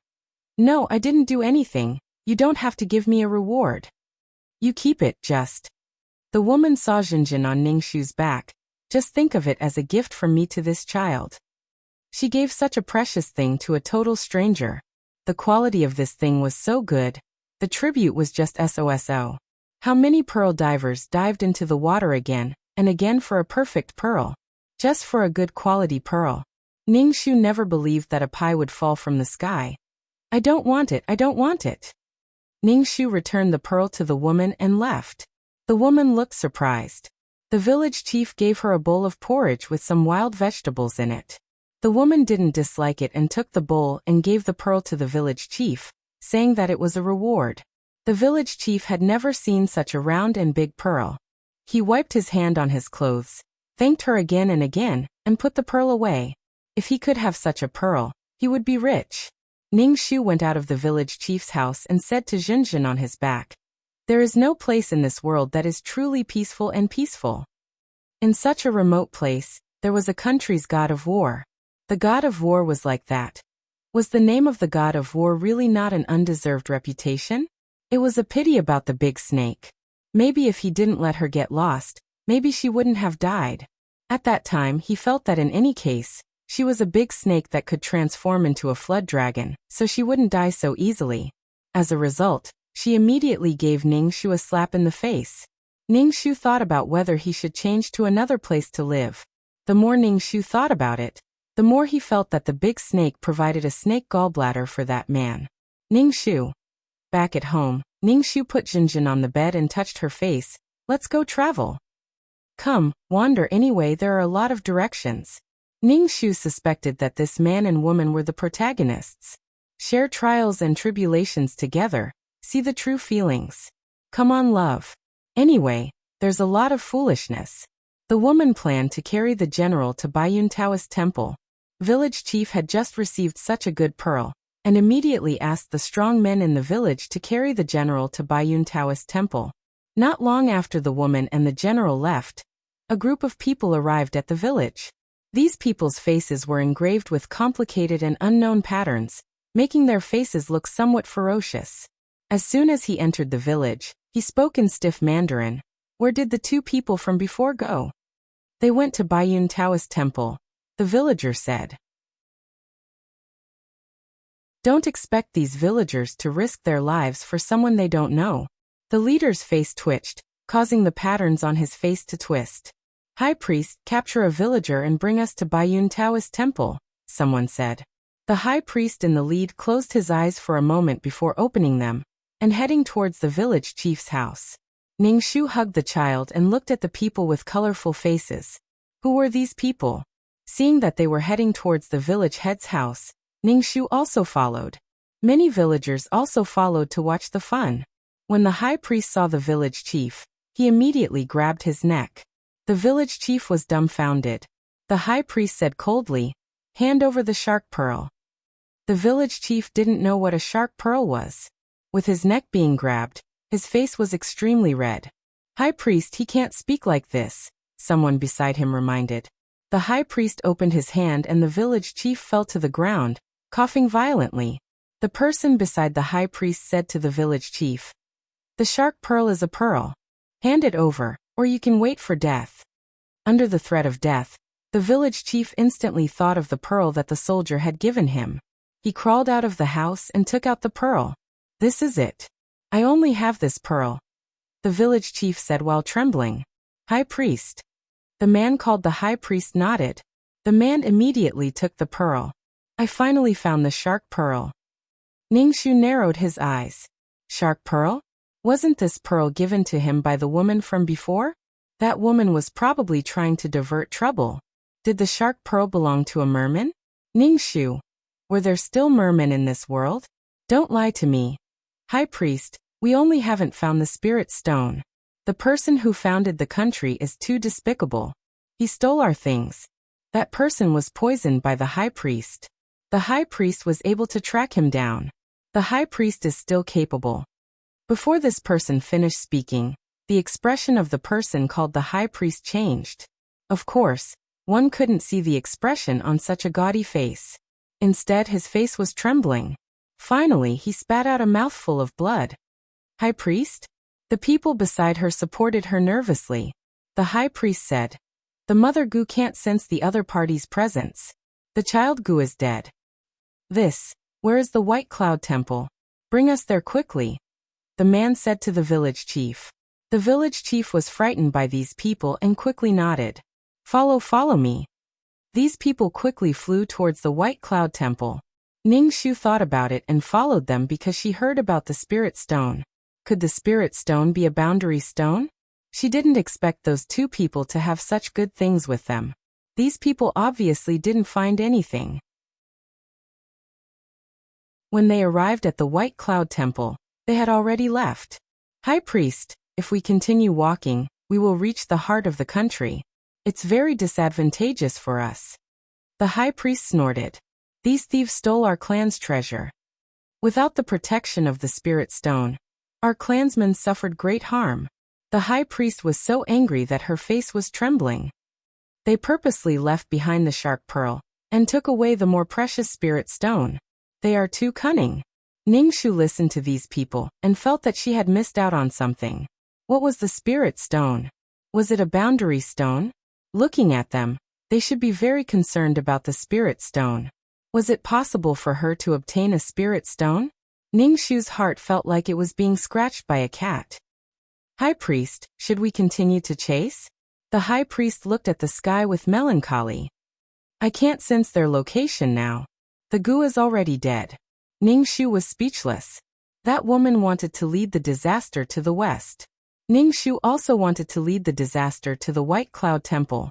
She didn't expect that the old man would really solve the problem. What could anyone say about this? If she had known, she would have let the two of them stay here. She reckoned that she wouldn't have been able to keep them here. If they knew that someone was following them, how could they stay in one place for long? She watched helplessly as a treasure slipped away in front of her eyes. It really hurt. She didn't know what was good for her, but 2333 didn't know either? Why wasn't 2333 doing anything? Ningxu calmed herself down and waited to see what these people would do. If they continued to chase, Ningxu also planned to follow and take a look. High Priest, it's not too late to chase now. The people beside her advised. That Xianyuan Hao's martial arts are unparalleled. If the poison is cured, we might not be able to defeat him. Someone said. Chapter 1229. These people with tattoos on their faces couldn't make up their minds. If they continued to chase, they might not be able to catch up. If they found Xianyuan Hao, they might not be able to defeat him. Once they reached a city, Xianyuan Hao would be able to mobilize the local authorities. But if they didn't chase, they would lose the spirit stones and their entire race would be exterminated. The high priest's face was extremely distorted. Chase! The group of people hurriedly ran. Ningxu immediately followed. These people seemed to be proficient in tracking techniques. They followed the traces of trees and leaves. Ningxu felt that these people should be living in the mountain forest and had a way to track their prey. Zhenjin, don't cry. Ningxu calmed his dantian and walked as if he was walking on flat ground. It wasn't that bumpy. In the face of genocide, these people moved quickly and quickly found the two people. The war god and the small soldier were eating barbecued meat. Ningxu hid at the side and watched. After washing himself clean, Xianyuan Hao looked like a handsome tree in the wind with a powerful aura. The more he looked, the more Ningxu looked like the main character. The high priest coldly looked at Xianyuan Hao. Give me the spirit stones. Xianyuan Hao stood up. Good things belong to those who are capable. Your Shi clan only has a few hundred people. With the spirit stones in my hands, I can protect so many people in the Li country. Your Li country is human, but my people aren't. Your Li country can live without spirit stones, but my people will die without spirit stones. The high priest's face was distorted. Ningxu couldn't help but scratch his head. These spirit stones were so important. Your Shi clan can't bask in the sun. You can live underground and come out at night. The armored woman said. Ningxu blinked. What kind of illness was it that couldn't bask in the sun? He reckoned that this group of people lacked the genes to resist ultraviolet rays. Hearing this, Ningxu could basically confirm that the spirit stones were boundary stones. These people must be living under the enchantment. Are you willing to live underground? One of the people beside the high priest said fiercely. The armored woman put her hands on her waist and charmingly said, It's not like I can't bask in the sun. Ningxu. Ningxu was convinced by this logic. The high priestess stared at Xianyuan Hao. Return the spirit stones to me, and I won't care about anything else. But if you really want to do this, then we can only fight to the death. Xianyuan Hao didn't care about the high priest's words. He stretched out his bony hand and straightened his sleeve. Things like spirit stones shouldn't be something that you people can have. The patterns on the high priest's face wriggled. So you're not returning it to us? I only took your things and didn't hurt your people. If it was someone from the imperial court, they would have definitely sent troops to surround and annihilate your village. Xianyuan Hao said. I only took your things and didn't hurt you. Instead, it was you who poisoned me. Don't feel wronged. A man's wealth is his own ruin. Ningxu was speechless. Ningxu nodded. It seemed that Xianyuan Hao was quite benevolent. What the hell? After snatching something, he had to convince you wholeheartedly. Ningxu squatted at the side and swatted the mosquito on his foot. Since the two sides didn't agree, they naturally started fighting. What surprised Ningxu was that the skinny little girl actually knew martial arts. But it wasn't that profound. She could deal with one or two people at once. Ningxu felt very conflicted. Which side should she help now? Or should she join in the fight and fight the three sides together? Xianyuan Hao's martial arts were indeed very high. Basically, everyone was besieging Xianyuan Hao. But Xianyuan Hao was calm and composed. It didn't seem like it was strenuous at all. His martial arts were indeed high. Ningxu picked up a stone by his foot. He wrapped it in his qi and threw it at Xianyuanhao. Xianyuanhao turned around and stretched out his hand. He directly shattered the stone that Ningxu threw into powder. Ningxu was speechless. He always met awesome people with cheats. Damn it! Oh! Xianyuanhao coldly shouted. Ningxu directly picked up a large stone and threw it at Xianyuanhao. Xianyuanhao still split the stone with his palm. He stared at Ningxu. Who are you? Ah, it's you. The armored girl looked at Ningxu. This matter has nothing to do with you. It's best if you don't interfere. This matter isn't something a commoner like you can interfere with. Little Ke, who is this person? Xianyuanhao asked the girl. She's a villager from the village below Baiyun Temple. She even took your pulse before. Little Ke said. Her skills don't seem like an ordinary village woman. The high priest and his group also looked at Ningxu cautiously. Ningxu said, I'm just passing by. You should return the spirit stones to them. Hundreds of lives. Since you're a war god, you must be able to use soldiers like a god. Do you still need spirit stones?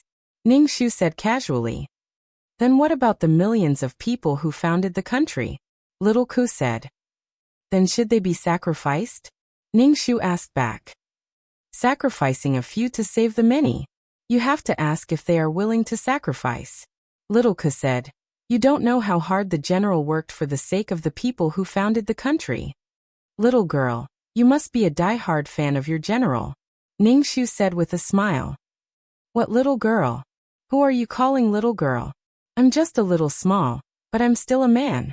Ningxu was speechless. Was she blind? Or were the others blind? Sure enough, for the sake of the plot, she was blind.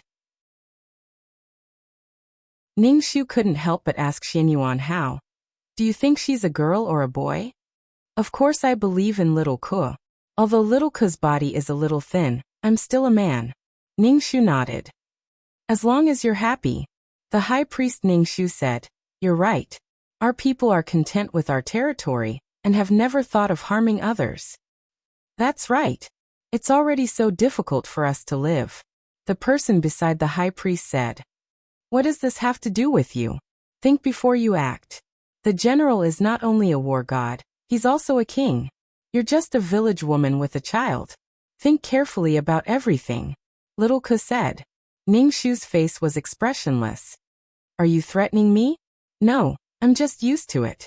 I'm a strategist. I like to think about all kinds of problems. Little Ke said. A female strategist? A love story between a general and a strategist. Xianyuanhao didn't say much, but his attitude was firm. It was obvious that he didn't want to hand over the spirit stone. The high priest said, This is already the last spiritual stone. If there are any extra spiritual stones, we'll just swallow them. Without the spirit stone, our people will die. Ningxu sighed. It seemed that she couldn't get the spirit stone. If she really did, she would have to shoulder the responsibility of hundreds of lives. Damn, Ningxu couldn't shoulder such a huge responsibility. But the spirit stone was such a treasure. If even 2333 coveted it, Ningxu coveted it even more. A world that could be built sturdily could prevent the world from being damaged and eroded. This was a good thing.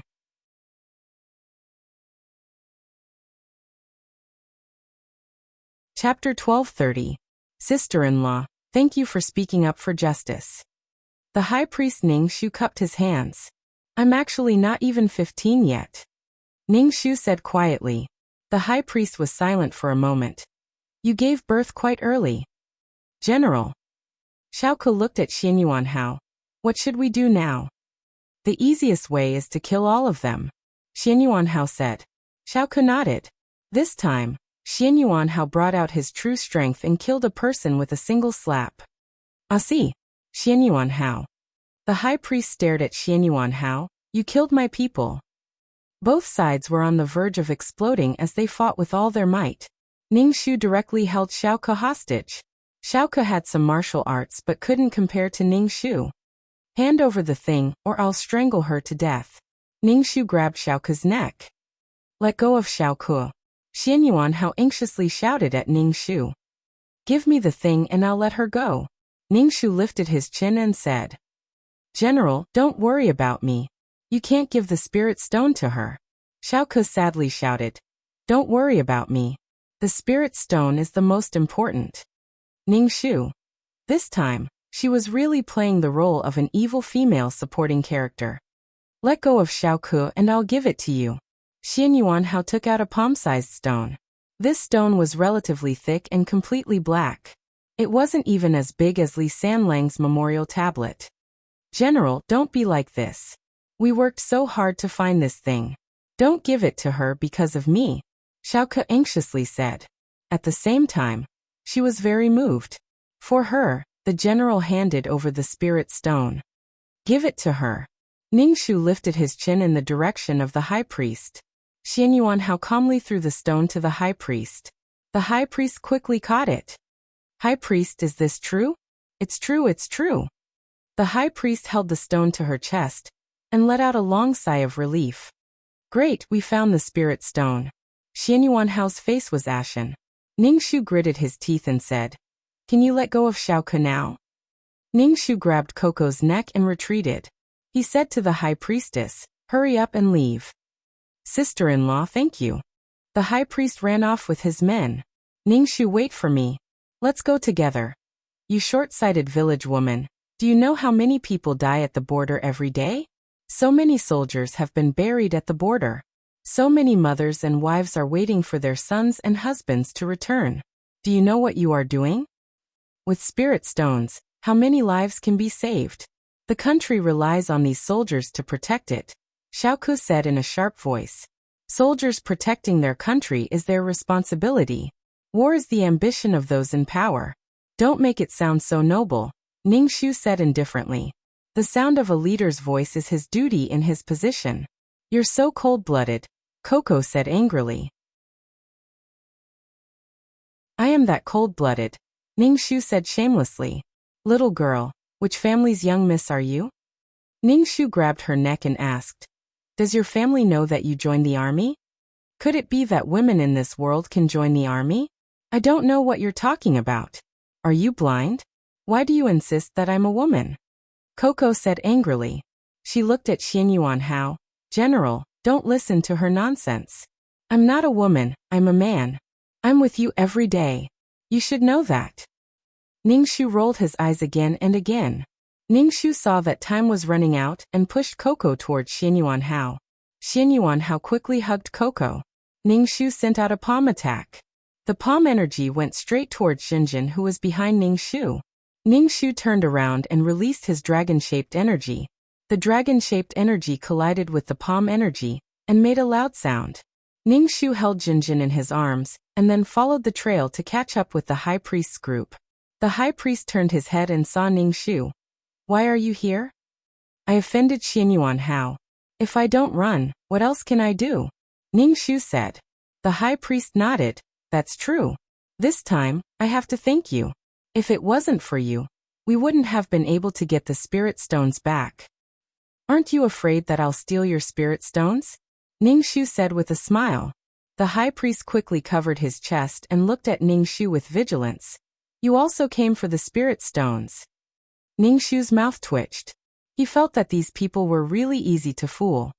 I have nowhere to go now, so I'll go with you. It's not easy for a widow to raise a child. Ningxu looked at the high priest. Can you take me in? The high priest nodded without hesitation. Sure. This time, we have to thank you for helping us get the spirit stones. Otherwise, the people in our village wouldn't have lived long. Ningxu returned to the village and took the medical book he had written. He then went to the cow pen to lead the cow. Let's go quickly. Otherwise, Xian Yuanhao will chase after us. But it's a bit slow to lead a cow. The high priest looked at the cow and said with some worry. Ningxu patted the cow. Run. The cow let out a cry and began to run happily. High priest. Everyone hurried on their way. Along the way, Ningxu came in contact with these people and found that this group of people was really quite simple. It was estimated that they rarely came in contact with the outside world. They were so simple that Ningxu was embarrassed to joke. It was obviously a joke, but they actually took it seriously. On the way, Ningxu occasionally stopped to boil milk for Jinjin. These people didn't wash their faces for several days. The high priest explained that these herbs could resist the damage of the sun. Once their people basked in the sun, their bodies would be damaged. Ningxu had never heard of such a problem. Ningxu stretched out his hand to take the high priest's pulse. Did his body have any defects? Ningxu took his pulse. His body was healthy and normal. Ningxu always felt that these people were just imagining things. They always felt that, I can't bask in the sun. If I bask in the sun, my body hurts and I feel like I'm going to die. Their bodies formed a conditioned reflex. There's nothing wrong with it. Ningxu withdrew his hand and said. The high priest shook his head. Children will die after basking in the sun for a few days. Ningxu, what is that shark pearl? Ningxu asked. It should be the inner core of a merman. After all, there were ghosts, snakes, and mermen in this world. Ningxu wasn't surprised at all. It was true. It's the inner core of a type of fish in the sea. It's a sea demon. The high priest said. Ningxu nodded. How many pieces of this spirit stone are there? This stone was originally one piece, but it was damaged by someone and a piece was stolen. Now there's only this small piece left. The high priest said whatever he wanted to say. And it's someone from the village. Sigh. From the looks of it, Li Sanlang's memorial tablet was leaked from the hands of these people. Maybe someone sold it to the Li family. Ningxu stayed in the Li family for a while and didn't notice any experts in the Li family. Ningxu fed the cold milk to Jinjin. Jinjin, who was full, looked at these people curiously. Ningxu was actually curious about the high priest's goo and how to make it. Ningxu asked the high priest for advice. The high priest didn't hide and told Ningxu how to make the goo.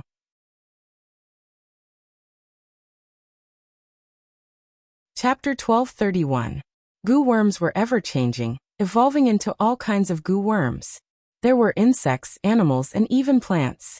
Golden toad goo. Just imagining those goo worms breaking out of the body was simply terrifying. Ningxu really wanted to learn. Learning how to make goo worms was a skill that could be used in the future. Even if he couldn't get the spirit stones, he had to gain something. These people lived deep in the mountains. There were many animals, plants, and all kinds of poisonous things that gave birth to goo worms. The high priest sighed. Looks like we have to move when we go back. We can't live in that place anymore. Our ancestors have lived there for generations. We can't find a more suitable place. Ningxu comforted. There will be a place to live. Ningxu felt that the people in this village were lacking something. Maybe their bodies lacked some trace elements, so they were afraid of the sun. Could they be zombies? However, these people didn't look like walking corpses. Wouldn't they lack calcium if they didn't bask in the sun? If they lived with these people, would they also become like that? Ningxu was speechless as he thought about it. They didn't dare to stay for long and rushed back to the village. Everyone in this village lived deep in the mountains and forests, and they cultivated a village in a place. It was broad daylight, and no one in the village was wandering outside. The high priest explained, without the protection of the spirit stones, the villagers don't dare to come out. The high priest came to a place that looked like an ancestral temple. There was a stone statue in the ancestral temple, and the carving was very rough. Ningxu couldn't tell what it was at all. It looked like a person. There was a depression in the body of the stone statue, and the high priest placed the spirit stones in the depression. Ningxu felt the ancestral temple become cold, without the warmth of the sun. Ningxu came out of the ancestral temple and looked up at the sky. Even the sunlight wasn't glaring, as if it was blocked by an invisible layer. This was a barrier. Ningxu looked at the stone statue. How could this stone statue make the barrier stone release a barrier? There were too many unsolved mysteries in the world, and many things could not be explained. This stone statue is an expert. This expert gave us a chance of survival, allowing us to live under the sun without being harmed by the sun. The high priest placed the mermaid pearl in the depression on the wall, then knelt on the ground and kowtowed to the stone statue. The high priest is back. The high priest is back. The villagers hiding in their houses felt that the sunlight was blocked. They all came out of their houses and began to sing and dance. The villagers who followed the high priest out washed off the patterns on their faces, revealing pale faces. Their faces were red and white from the sun's burns, as if they were seriously ill. Ningxu couldn't help but wonder if it was really that serious. If they were albinos, they didn't see these people with snow-white skin. The villagers' skin color was very normal. The high priest gathered the villagers and said, "We are going to move now." The one who stole the spirit stones was the general who founded the country.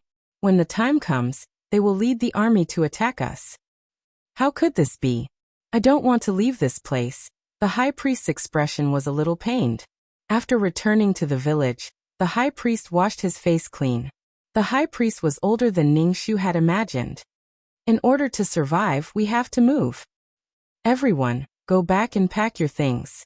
Don't bring too many things, or it will affect the speed of the journey. The high priest waved his hand and said, "Go back and pack your things." Then, High Priest, where are we moving to? Let's move first and settle down when we find a suitable place. In short, we have to leave this place and avoid the town, the high priest said. Some people couldn't help but wipe their tears. Moving was simply a narrow escape for them. On the way, the sun would shine on them, and they might even die on the way. After the high priest finished speaking, Ningxu coughed and said, "Actually, there is another way.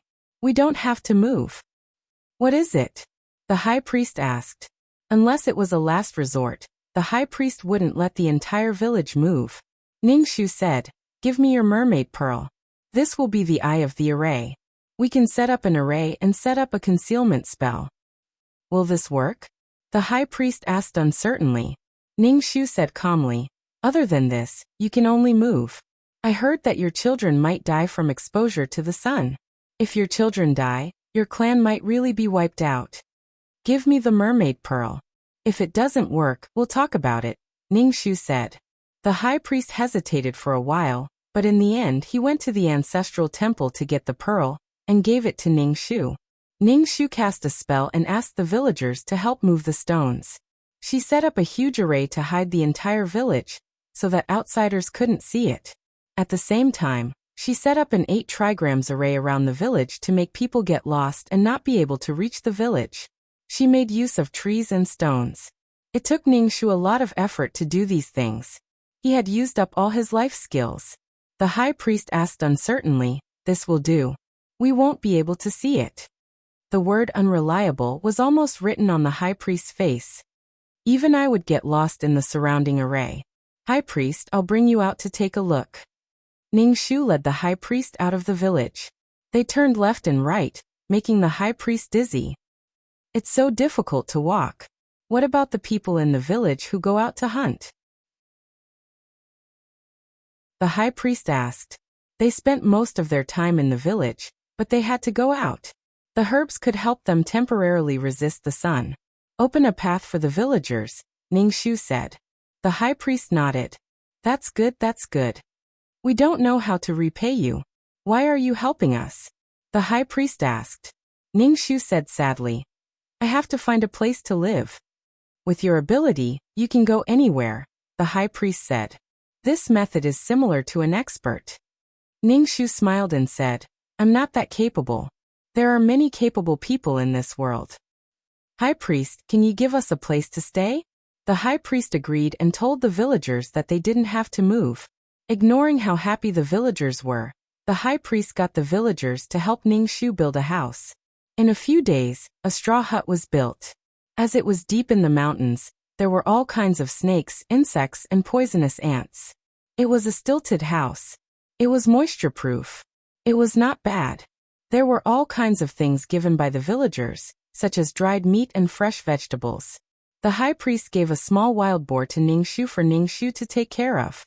Ningxu wanted to say that he already had a cow and didn't want to take care of it anymore. It was tiring to have a cow, a pig, and a child. However, Ningxu couldn't refuse such kindness. He could only accept it. The people here were more warm and simple than the villagers at the foot of Mt. Baiyun. Ningxu reclaimed the land in front of him and planted vegetables. Of course, many people helped him with the reclamation.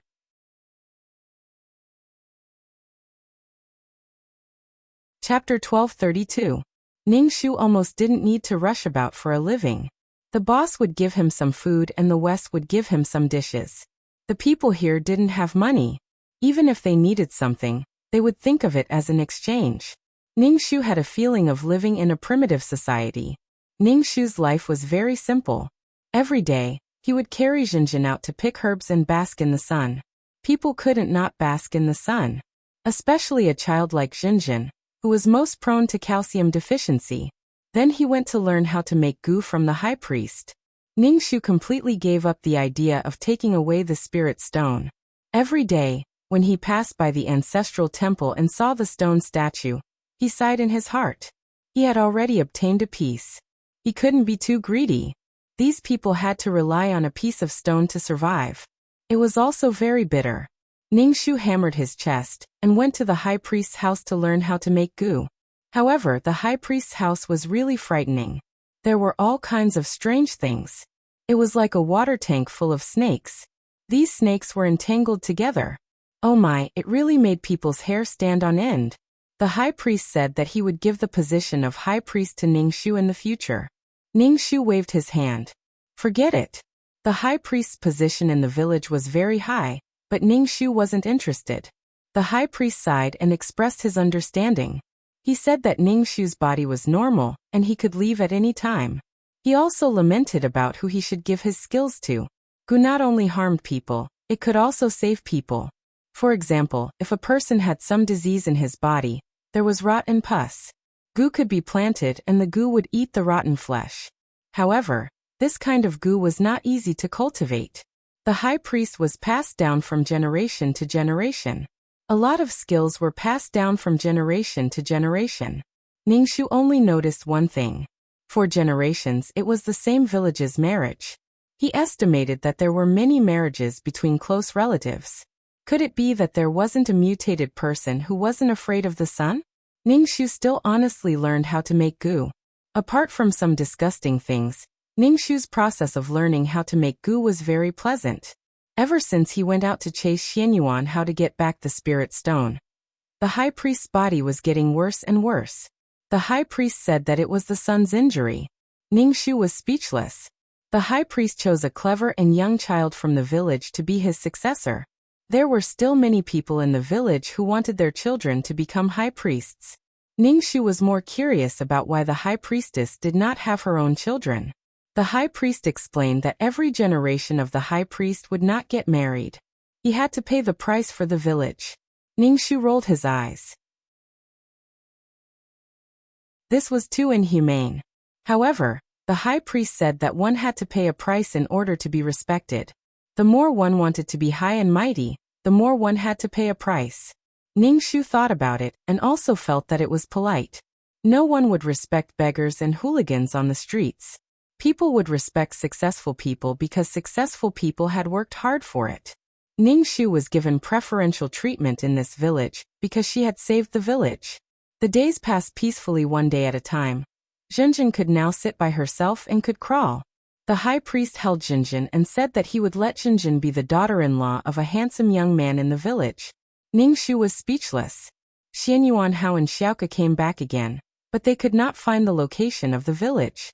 They could not find the entrance to the village. The village seemed to have disappeared into thin air. The terrain was very complicated.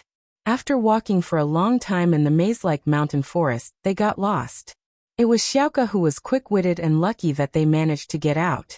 Xianyuan Hao even invited the master of Baiyun Temple.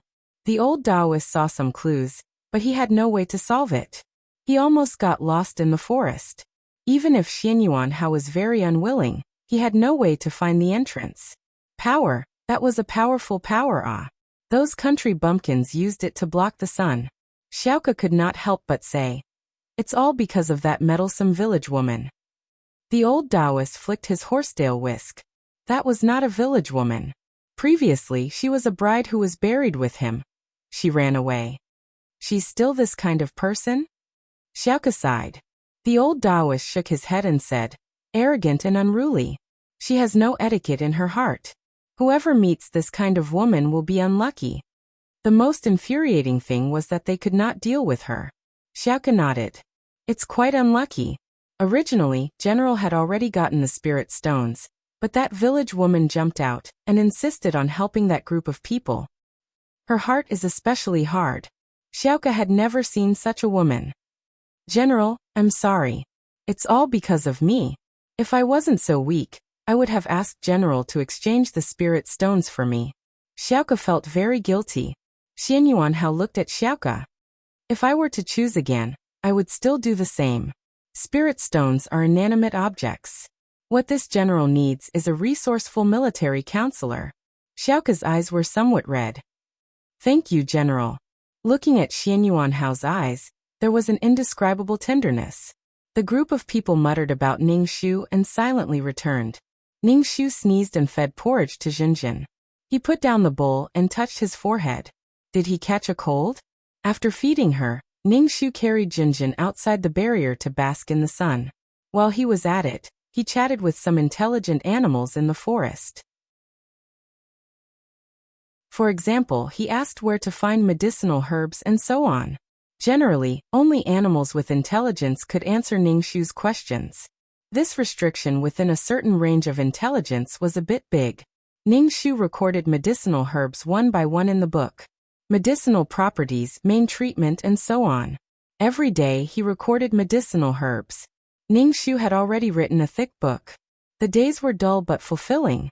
Ning Shu himself had also successfully refined some gu, but they were all simple gu. After staying in the village for a long time, Ning Shu also slowly understood the village.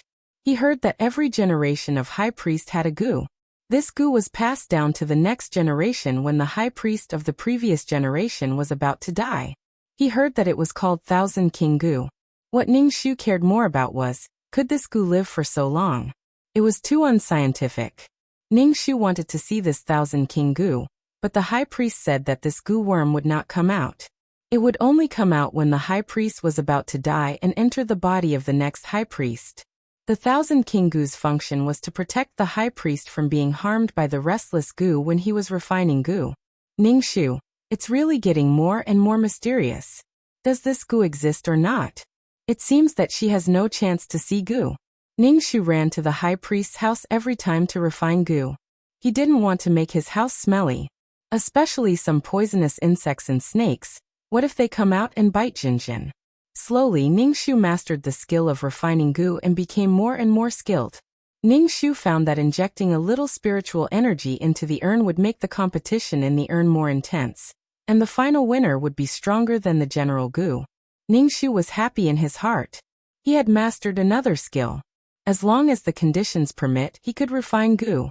Whether it was gu that saved people or harmed people, Ning Shu learned them all.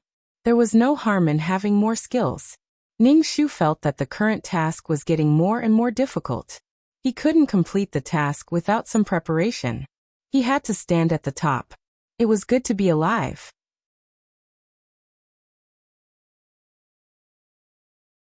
Chapter 1233. The High Priest Ning Shu asked, "Haven't you ever thought of a solution to your situation?" Ning Shu had always been thinking about the boundary stone of the ancestral temple. If it was a win-win situation, it would be really great. If there was a boundary stone, the world she built would be much tougher. The high priest said, "We will find a solution again. When we go out, we will apply herbs." Ning Shu, I mean, is there a possibility that you self-hypnotized yourself that you can actually bask in the sun? Ning Shu spread out his hands. The high priest shook his head. The ancestors once tried to put a child who was only a few months old under the sun, but the child finally died. Such a small child, his spiritual wisdom had not yet developed. Unlike adults, he had fear and emotions, but he died. Ning Shu, if it was a child, there would be no problem with diet. It could only be a natural problem. Ning Shu swallowed a mouthful of saliva and felt stifled. After so many years, have you found the problem? No. The high priest said. The high priest said, "But we found some herbs one after another. These herbs can temporarily protect us from the sun for a while." Ning Shu rolled his eyes until his pupils couldn't be seen. "No, I won't." When Ning Shu passed by the ancestral temple, he couldn't help but beat his heart. He completely gave up on this idea. This villager couldn't leave this thing. But it was also a very dangerous thing. It was like a child holding gold to pass through the downtown area. If you encountered someone who didn't know the goods, then forget about it. If you encountered someone who knew the goods, such as Xian Yuan Hao, who had power and military strength, and wanted to rob your things, you could only watch. But they had survived until now, maybe they had some way to deal with it. Jinjin's height was very fast, and her clothes were soon unwearable. Don't look at the backward village. There were no fancy clothes and jewelry, but the food was really not bad. All kinds of game, all kinds of delicacies. Jinjin's food was really not bad. She had milk every day, and there were mushrooms given by the villagers. Ningxu chopped them with meat and made them for Jinjin. In addition, Ningxu always injected a little spiritual energy into Jinjin's body from time to time. His body and bones were too sturdy. Jinjin was white and tender. Ningxu used a red rope to braid her hair. She was really well behaved and moving. Wherever she went, she could let her aunt and her little daughter-in-law hug and pinch her. There were also some young boys who surrounded Jinjin every day, helping Ningxu take care of the children. Ningxu. All of them were imps with bad intentions. Now Jinjin could inarticulately call Ningxu's mother. Some villagers saw that Jinjin's clothes were too small, so they took the old clothes and gave them to Ningxu, letting Ningxu change them to make clothes for the child. Ningxu didn't take it. In this village, cloth was a very precious item. Because they couldn't go out, and because they were living in seclusion, no merchants knew about this place, so they wouldn't come here to sell things. Even if they came to sell, the villagers didn't have the money. Ningxu would go to the town to buy some things, but the distance was very far. It would take him 2 to 3 days to go there and back.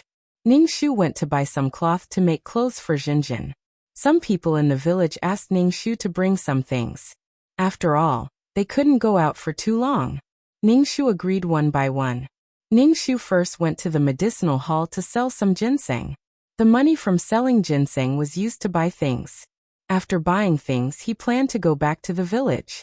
However, Ningxu had been walking in circles because he found that someone was following him. The price of ginseng was not cheap. With such a huge amount of money, it was inevitable that it would attract covetous eyes. Of course, it didn't rule out that the people in the medicinal hall wanted to rob him. Ningxu carried Jinjin on his back and walked around the market. He bought a lot of things. There was flour, a little rice, some vegetable seeds, fruit saplings. The people behind him had been following him. Ningxu was very calm and continued to buy the things that the villagers entrusted him to buy. He dragged a large bag of things out of the town. As soon as he went out of the town, he was blocked by 4 strong men. Ningxu put the things on the ground and looked at the 4 people. He clenched his fists and moved his wrists. Hand over the money.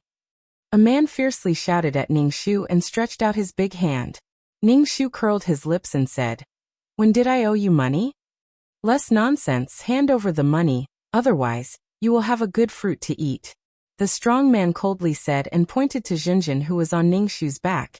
"Your child will also be sold." Jinjin's pair of black grape-like eyes stared at these people. He estimated that she didn't know what these people wanted to do and giggled. Jinjin was a child who didn't recognize strangers. Ningxu moved his neck, and his neck issued a kacha-kacha sound. What a waste of his height. Of all the things he could do, he just had to become a bandit. Ningxu didn't use 1/10 of his strength, but these people fell to the ground and couldn't get up. The 4 people clutched their stomachs and groaned in pain, lying on the ground and couldn't get up. Ningxu carried the things and stepped on the hands of these people, crushing them with 1 foot and 1 hand. Ouch, pain. Hand. These people held their hands. The place where Ningxu stepped on was purple, and the back of their hands were swollen. Ningxu said with a smile, "Next time I see you robbing, I will trample your hands into pancakes." The 4 people fled in panic. Ningxu carried the things and went back. Back in the village, those villagers who asked Ningxu to bring things didn't have money to give Ningxu. They used the meat and animal fur at home to exchange with Ningxu. Ningxu also exchanged. Later, the fur will be used to make a small vest for Jinjin. Fur was a very expensive thing. When it was time to make clothes, Ningxu found that his female workers were not very good. Making clothes, making shoes, and so on, they were really not good at it. Ningshu reluctantly made a small underwear for Jinjin. For large clothes, Ningshu could only ask other people to help. Ningshu followed to learn how to thread a needle. He didn't want to be a good wife and mother. He didn't want to be able to embroider embroidery that could attract butterflies. But in case his pants were torn in the future, he could mend it by himself. In case he encountered a more extreme environment, he might be able to use it. In order to be more convenient, he found it troublesome now, but in the future, he could only be caught unprepared. After that, Ningshu also made a few sets of clothes for himself. Although it was not very good-looking, it was still quite comfortable to wear. After all, in this place, no one cared much about how good-looking it was, as long as it was practical and convenient. She was also a person who could be a tailor. The high priest's body was getting worse and worse, especially after the weather became cold. He had to lie in bed for the whole day. The high priest called Ningshu in front of him and asked Ningshu to help take care of his successor, the next high priest. A 7 or 8-year-old child was squatting beside the bed, looking at the high priest wiping his tears. Ningshu took the high priest's pulse and somewhat speechlessly said, "Are you really unable to do it, or are you just scaring yourself? Your body is weak, but it is not to the point of death."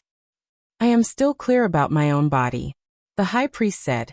"Last time when Xianyuan Hao removed the goo, my body had some backlash." Ningshu remembered that last time the high priest vomited a mouthful of blood.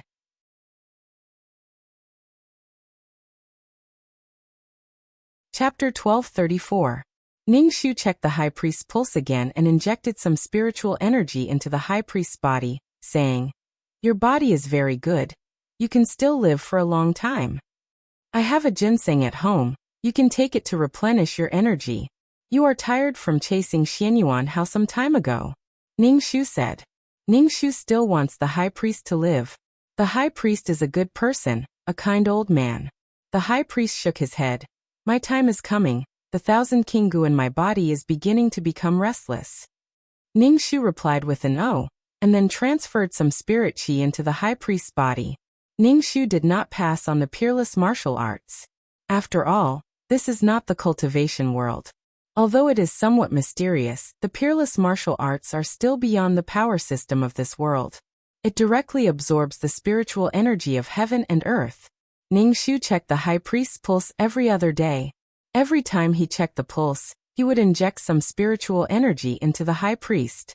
He also gave a ginseng to the high priest's disciple to boil some soup for him. Ningshu asked, "Is the 1,000 king gu in your body harmful to your body?" Ningshu had goosebumps just thinking about the insect in his body.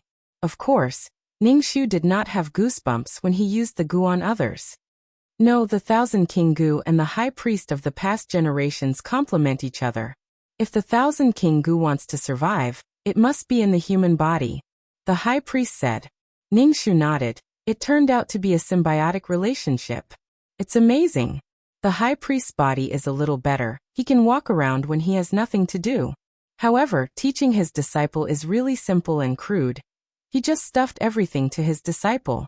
Ningshu thought that the high priest could live for a while. In the middle of the night, the high priest's disciple knocked on Ningshu's door and cried to Ningshu, "The high priest is dying." Ningshu froze for a moment. Holding Jinjin, he went to the high priest's place. There are already many villagers. These villagers are crying in a low voice. His expression was sorrowful, and it was clear that he was sincere. Ningshu walked into the house and saw the haggard high priest. The flesh on his face had shrunk, and he was really all skin and bones. Ningshu was puzzled. "Why are you so skinny? When he came here yesterday to refine the gu, it was not like this." "The myriad king gu absorbed it. Since it's going to turn into ashes anyway, let it have a good meal," the high priest calmly said. The myriad king gu absorbed the remaining vitality in his body. Ningshu, fuck, the high priestess really wasn't done by a human.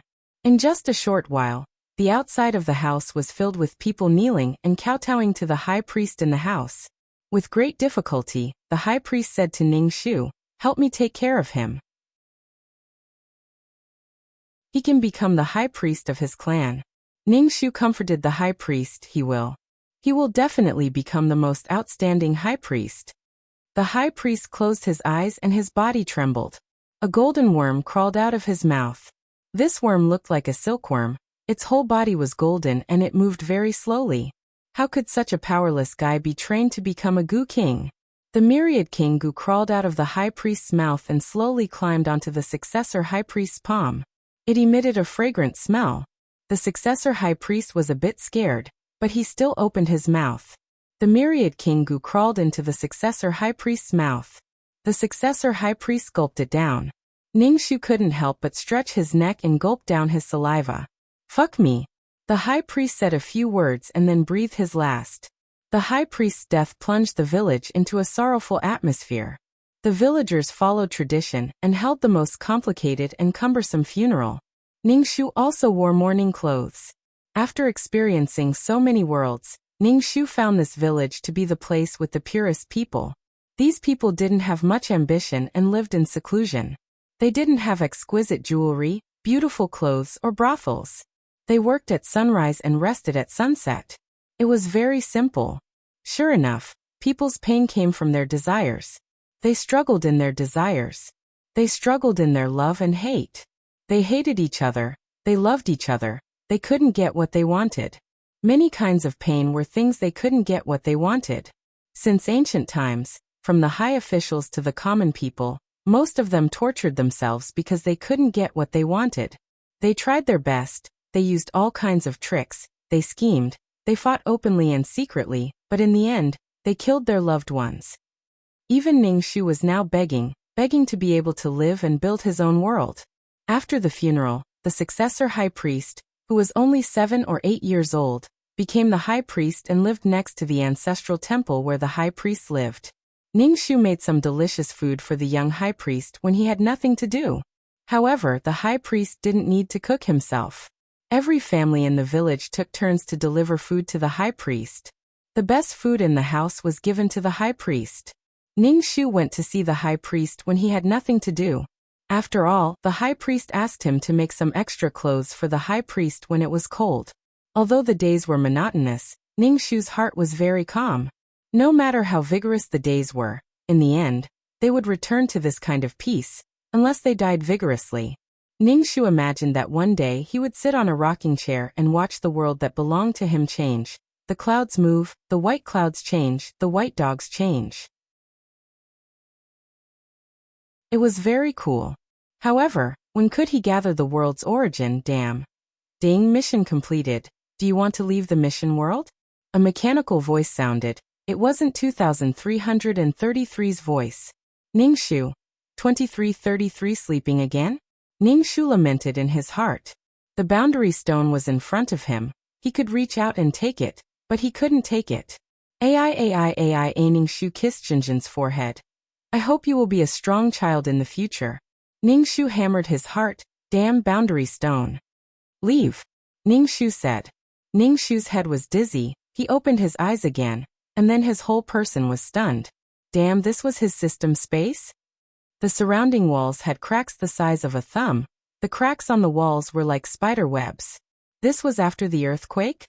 The system space was a mess. Bookshelves fell to the ground. Books were scattered all over the floor. There was a black hole in the wall. Ningxu. What's this situation? Ningxu asked with a face full of confusion. Next, read 2333 system's last words. The system said mechanically. Ningxu. Last words? My energy is now exhausted. It wasn't easy for the system space to not collapse. Now the virtual space channel is closed. Shut down the system that can be shut down to save energy. I will go into a deep sleep to save energy. I will use the backup system to help you complete the mission. The mainframe needed a lot of energy to operate.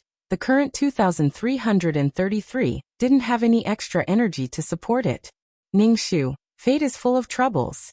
This 2333 is really, he had never seen a system with so many disasters.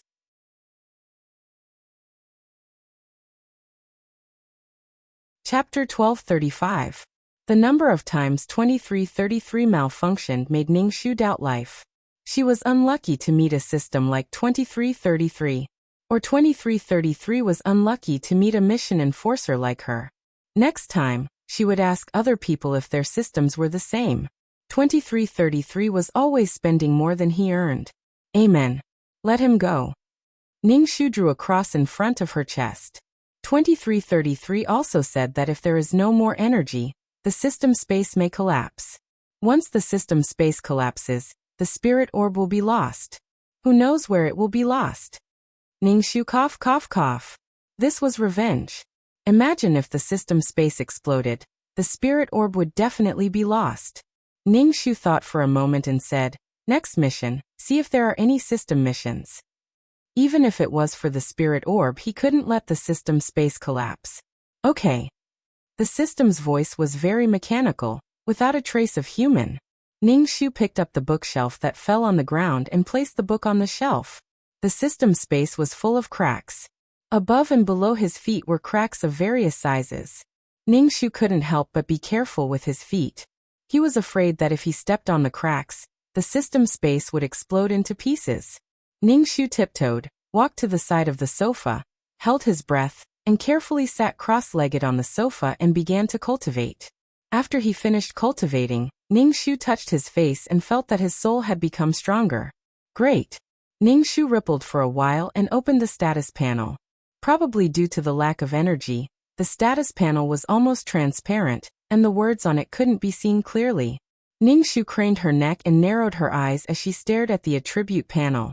Number, 2333 Name, Ningxu Advanced Mission Enforcer Age, 27 points, 54 million Soul, 340 Life, 131 Wisdom, 364 Charm, 50 Luck, 229 Spirit, 260 Faith, 17515 Martial Strength, 392 Aptitude, 149 Merit, 13710 Skills, 5th Ring Shooting Technique, Intermediate Close Combat Technique, Exceptional Martial Arts Proficiency, Intermediate Poison Technique, Beginner Business Management Knowledge, Beginner Code Programming, Beginner Lawyer Skill, Sage Ghost Catching Skill, Beginner Goo Technique.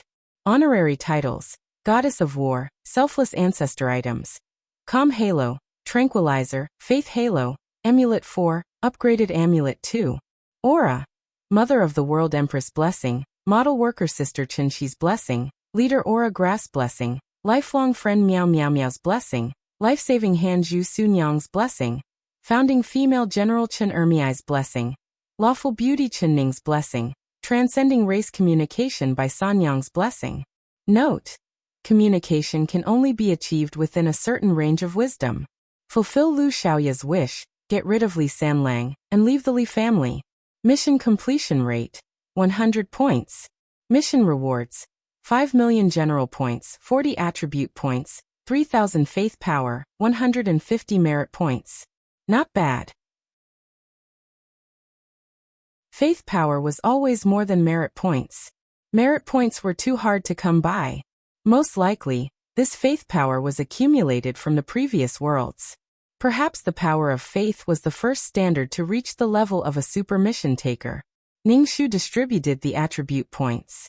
Serial number, 2333 Name, Ningxu Senior Mission Taker Age, 27 points, 54,000/5,000,000 Soul Value, 340 Health Value, 131 Wisdom Value, 36410 Charm Value, 50 Luck Value, 22910 Mental Power, 26010 Faith Power, 175153000 Martial Power, 39210 Aptitude, 14910 Merit, 13710 Skills, 5th Ring Shooting Technique, Intermediate Close Combat Technique, Exceptional Martial Arts Proficiency, Intermediate Poison Technique, Beginner Business Management Knowledge, Beginner Code Programming, Beginner Lawyer Skill, Sage Ghost Catching Skill, Beginner Goo Technique.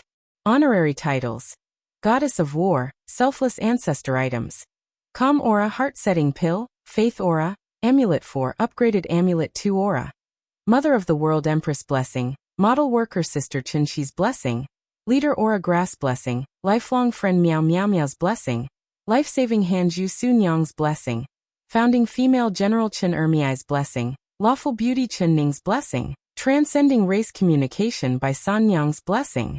Note: communication can only be achieved within a certain range of wisdom. After adding the attribute points, Ningxu took a book from the bookshelf and started reading. After flipping through the book, Ningxu sat cross-legged and put on the Buddha bead bracelet. He started to chant the clear heart mantra to calm his heart. With the Buddha bead bracelet, heart-setting pill, and clear heart mantra, Ningxu felt that he could ascend to nirvana and become Buddha. Anger clouded his mind. Only by maintaining a calm heart could he complete the mission. Otherwise, if he couldn't complete the mission, he might be killed. Even if he was angered to death and went crazy on the spot, he had to calm down. After chanting the clear heart mantra, Ningxu felt that his mind was clear and his mind was clear. Ningxu said, "Enter the mission." Okay. A mechanical voice sounded, emotionless. Ningxu felt dizzy for a moment and slowly merged into a body. After his soul and body completely merged, Ningxu opened his eyes and looked at the decorations around him. It was a modern style and there were posters on the wall. It was a picture of a handsome man. It was probably a celebrity. There was the sound of car horns outside the window. This was the modern era. Ningxu sat up and rubbed his head. His nose was a little stuffy. He probably caught a cold. Ningxu sat cross-legged on the bed and began to cultivate. There was little spiritual energy in the modern era.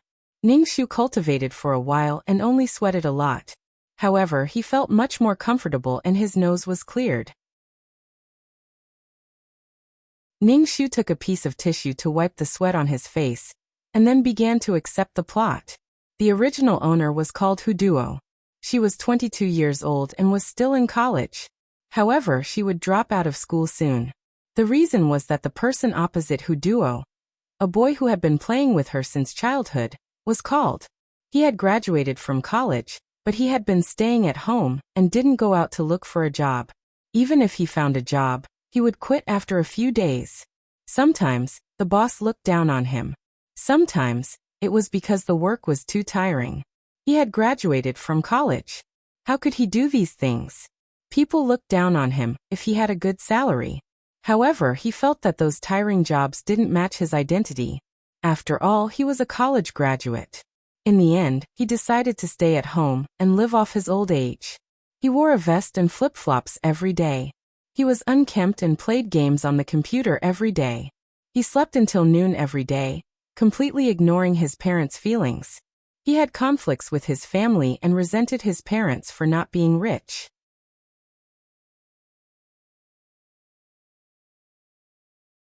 Chapter 1236. If his parents were rich, he would have enough money to do a good business. There was no need to look at other people's faces. When he saw people driving luxury cars, he would feel indignant and say that they would reincarnate. When he saw beautiful girls wearing branded clothes, he would say that they had a sugar daddy and call them godfather. Shameless. But his eyes would stare at them. He was sensitive and arrogant. Arrogance was to cover up his inferiority. He had achieved nothing and still thought that he was unrecognized. It was this kind of loser who complained, blamed society, and blamed his parents that got a system. This system was called the beauty-pushing system. From the name, one could tell that it was a system for picking up girls. Picking up girls could lead one to the peak of life. The system would give a score based on the girls the host met. It would give a score based on the girl's facial features, body proportions, and family background. The total score was 100 points. For example, if a girl had a pair of long legs, was very beautiful, and had a good family background, she might score 98 points. Those who scored 90 points and above were all top-grade beauties. If it was a fat girl, she might only score 30 or 40 points. She would fail completely and not be worth picking up. Girls below the passing score were not the system's targets. There were various rewards for missions. For example, a girl with 70 points could say that she liked him, or he could touch the thigh of a beauty with 80 points, or he could let a beauty with 90 points kiss him. Completing missions could give him a reward. It might be to improve his face and make him more handsome, or it might be cash. He could also choose to make himself bigger. His ability would be off the charts and he would be able to conquer girls. Of course, the ultimate goal was to push. As long as it was a beauty, there was no one who could not be flirted with. As long as it was a beauty, even if she was taken, she would be poached. A beautiful wife, her husband must be a cruel and heartless scumbag who ate, drank, whored, and gambled. He had to save the lonely and pitiful wife. Even if it was an engaged daughter, her fiancé must be a rich second generation who squandered money like water and had no ability. A stupid and ugly second generation. How could she be happy if she married such a person? This was to save the daughter's happiness. A beauty who lacked money, save. A beauty who lacked love, save. A beautiful teacher, a pure school beauty, a cute lowly, an enchanting dancer, a gentle nurse, a hot policewoman, a domineering female CEO, a foreign beauty. Wherever there were beauties, there would be beauties. The more beauties he could get, the more points he would get, the more money he would get, the more handsome he would be, the better his figure would be, and the more powerful he would be. With the contributions of these beauties, his wealth was like a rolling snowball. The more money he had, the more girls he could flirt with. Every time he slept with a beautiful woman, the system would modify his body so that he could cultivate. He opened one dungeon after another. Not only did he flirt in his own country, but he also flirted overseas. When his cultivation reached a certain level, he would break through the plane and continue flirting in other worlds. Ning Shu. Haha, even the universe can't contain you. To him, these beauties were just like playing a game. They were just small monsters in the game. He had to defeat these monsters. Using all sorts of methods to defeat the monsters, using money, using warmth, using violence, or saving the damsel in distress. Depending on the beauty, using different methods, using these methods to win the heart of a woman. He was simply a peerless scumbag. His ultimate goal was to push her down. But how could a man who wanted to win the hearts and bodies of all the beauties only love one woman? With the system, he had a sense of superiority. Besides, it was impossible to love so many people. Not to mention that all of them were true love, he loved all of them. Even he himself didn't believe this. How many pieces could a person's heart be divided into? So a man's thoughts were actually quite simple and violent.